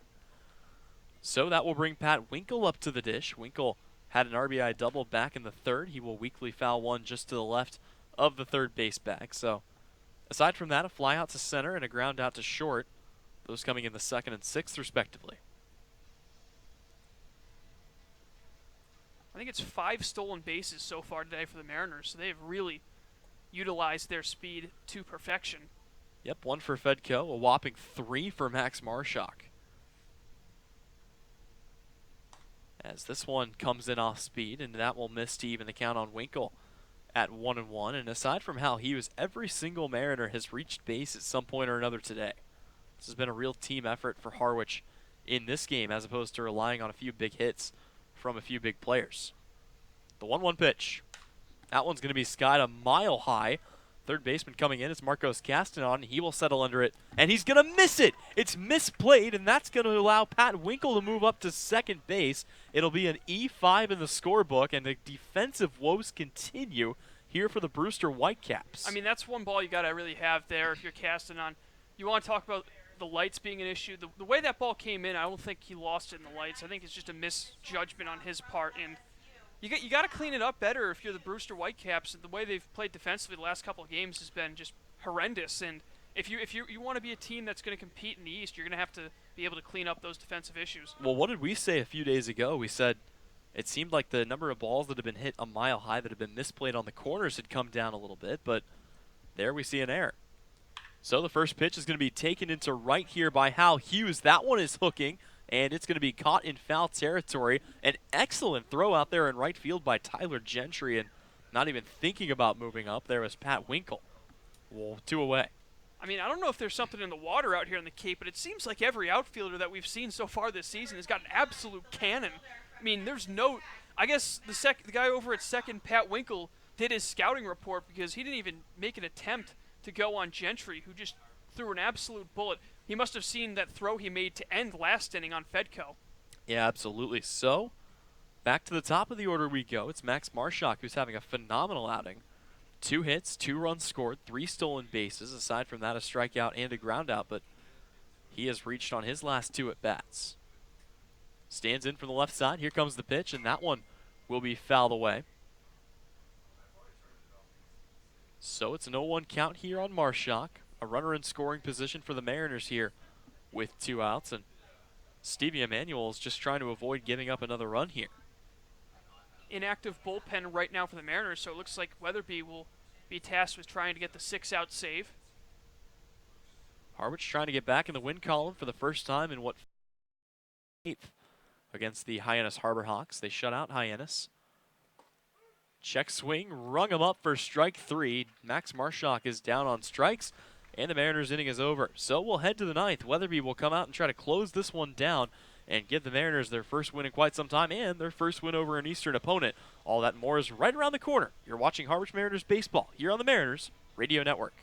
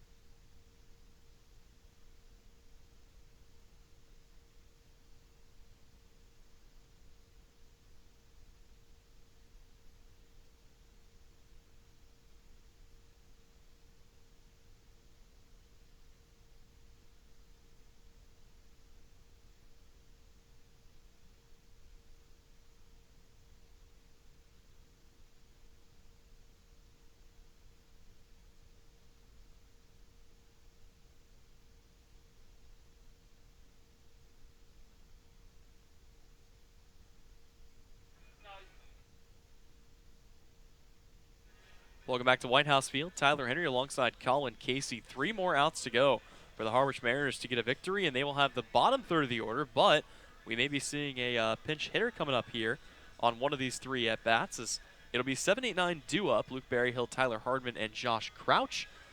And coming up to the dish now, it will be a pinch hitter as Christian Malfetta will step in for Luke Berryhill. Yeah, Malfetta got the start yesterday behind the plate batting 8th. Reached base once in 4 plate appearances, walked, and ended up coming around to score on an RBI double by Kurt Wilson. So Malfetta comes in here for Luke Berryhill. Berryhill was 0 for 2, reached on a walk and came around to score back in the 7th. And the biggest thing here is do not let this man get on base, because standing on deck is Tyler Hardman, who today is 2 for 3 with 2 home runs. He has scored all 4 of the runs today for this Brewster Whitecaps squad. As the first pitch will miss high and away. Jared Weatherby back out to try to close the door on this one. And not just that, Hardman this season has 10 hits, 6 of them have gone for extra bases, 4 homers and 2 doubles. He's been a monster in the batter's box. Weatherby will kick and deliver this pitch, and that one will be in there for a called strike 1. So the count is even here. Harwich in the visitors' half of the 9th. Trying to wrap this one up, and the bullpen is getting a little warmer out there. A couple of guys out there throwing just in case, but it looks like for the time being Weatherby will go the distance as he throws this one. Fastball that'll miss up, and the count's at 2-1 here. Yeah, there is a lefty warming up. I believe it's Blake Espinal. Could be wrong, but maybe he will come in if things get a little bit shaky with Weatherby. Weatherby did allow 2 runners to come on in the 8th with 1 out, but was able to work out of it, and no damage was done. The 2-1 pitch, that one's going to be skied high in the air. Out on the infield grass, Christian Fedko will settle under it and make the catch for out number 1.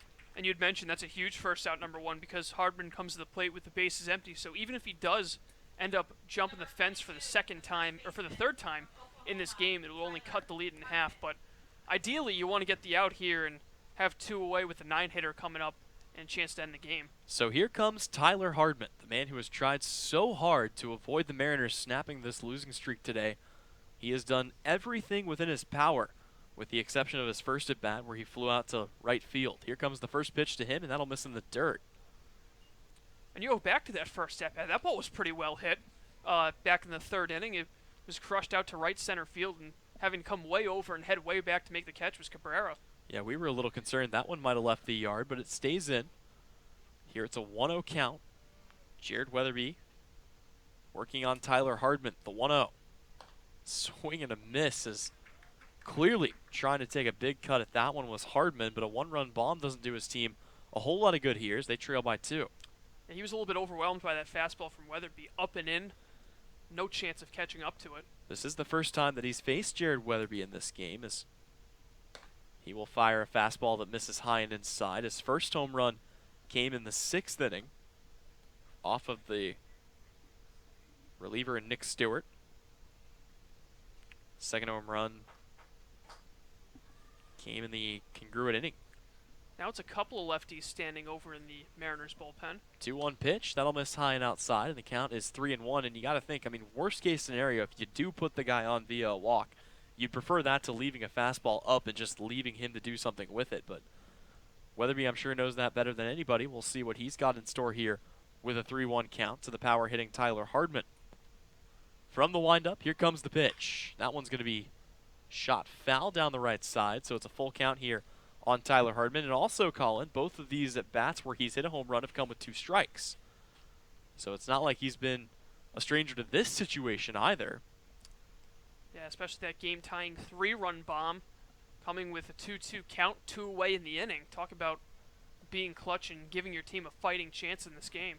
So Jared Weatherby from the set, here comes the payoff pitch, and that one's going to miss high. So again, that'll put a runner on, but you'd almost rather have Tyler Hardman standing on first than risk him taking one over the fence. That will bring up Josh Crouch, and I'd like to quickly make a correction. It was Menendez that gave up the first home run back in the 6th. It was Stewart who gave up the home run in the 7th. So Josh Crouch will stand in. He's 1 for 3 today, a base hit, a strikeout, and a flyout. His hit, of course, coming in the 7th inning after the 3-run bomb by Hardman, but they were unable to bring him home. He represents the tying run, and he will whiff at a fastball on the first pitch to fall behind in the count 0-1.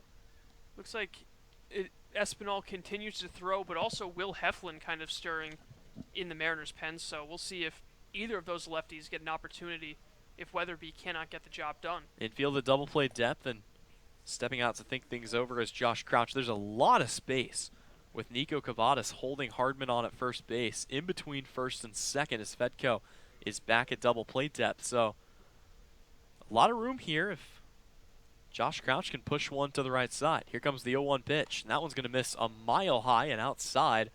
Good snag there by Pat Winkle. And the count is even at 1-1. Yeah, 2 walks so far for Weatherby, and it seems like his control is he's got a little less control than usual that we've seen in the last 3 appearances so far this season for Jared. So the southpaw out of Elon looking for 2 more outs here to close out the win. The 1-1 pitch, that one's going to be fouled away, and once again he finds himself out ahead of the hitter in Josh Crouch, 0-1-2. But what he hasn't really had in control, it seems like he's made up in velocity. The fastball's really coming out of his arm quickly. He's got to be hitting somewhere in the mid-90s with that fastball, it seems like. Yeah, that thing typically coming in somewhere between 89 to 94, so a big range there, but on the upper end, he can really blow it by guys. See what he wants to go with out of the stretch here with a 1-2 pitch. There's a big sweeping off-speed pitch. It's going to be picked up by Hal Hughes, who throws across for out number 2. So the runner moves into scoring position, but with 2 outs, the tying run in Ryan Bliss comes to the plate, trying to avoid ending the game here. Yep, I like Hughes throwing to first there, not getting any complicated. It was going to be a close play at second. It looked like even with a perfect throw, the runner would have been safe, so he just took the sure out at first, and now he gives his pitcher a chance to end the game himself with 2 away and just a runner on second. So Ryan Bliss comes up for a 5th time today. He has 1 for 3, had a double back in the 6th. Aside from that, a fly out and a pair of groundouts.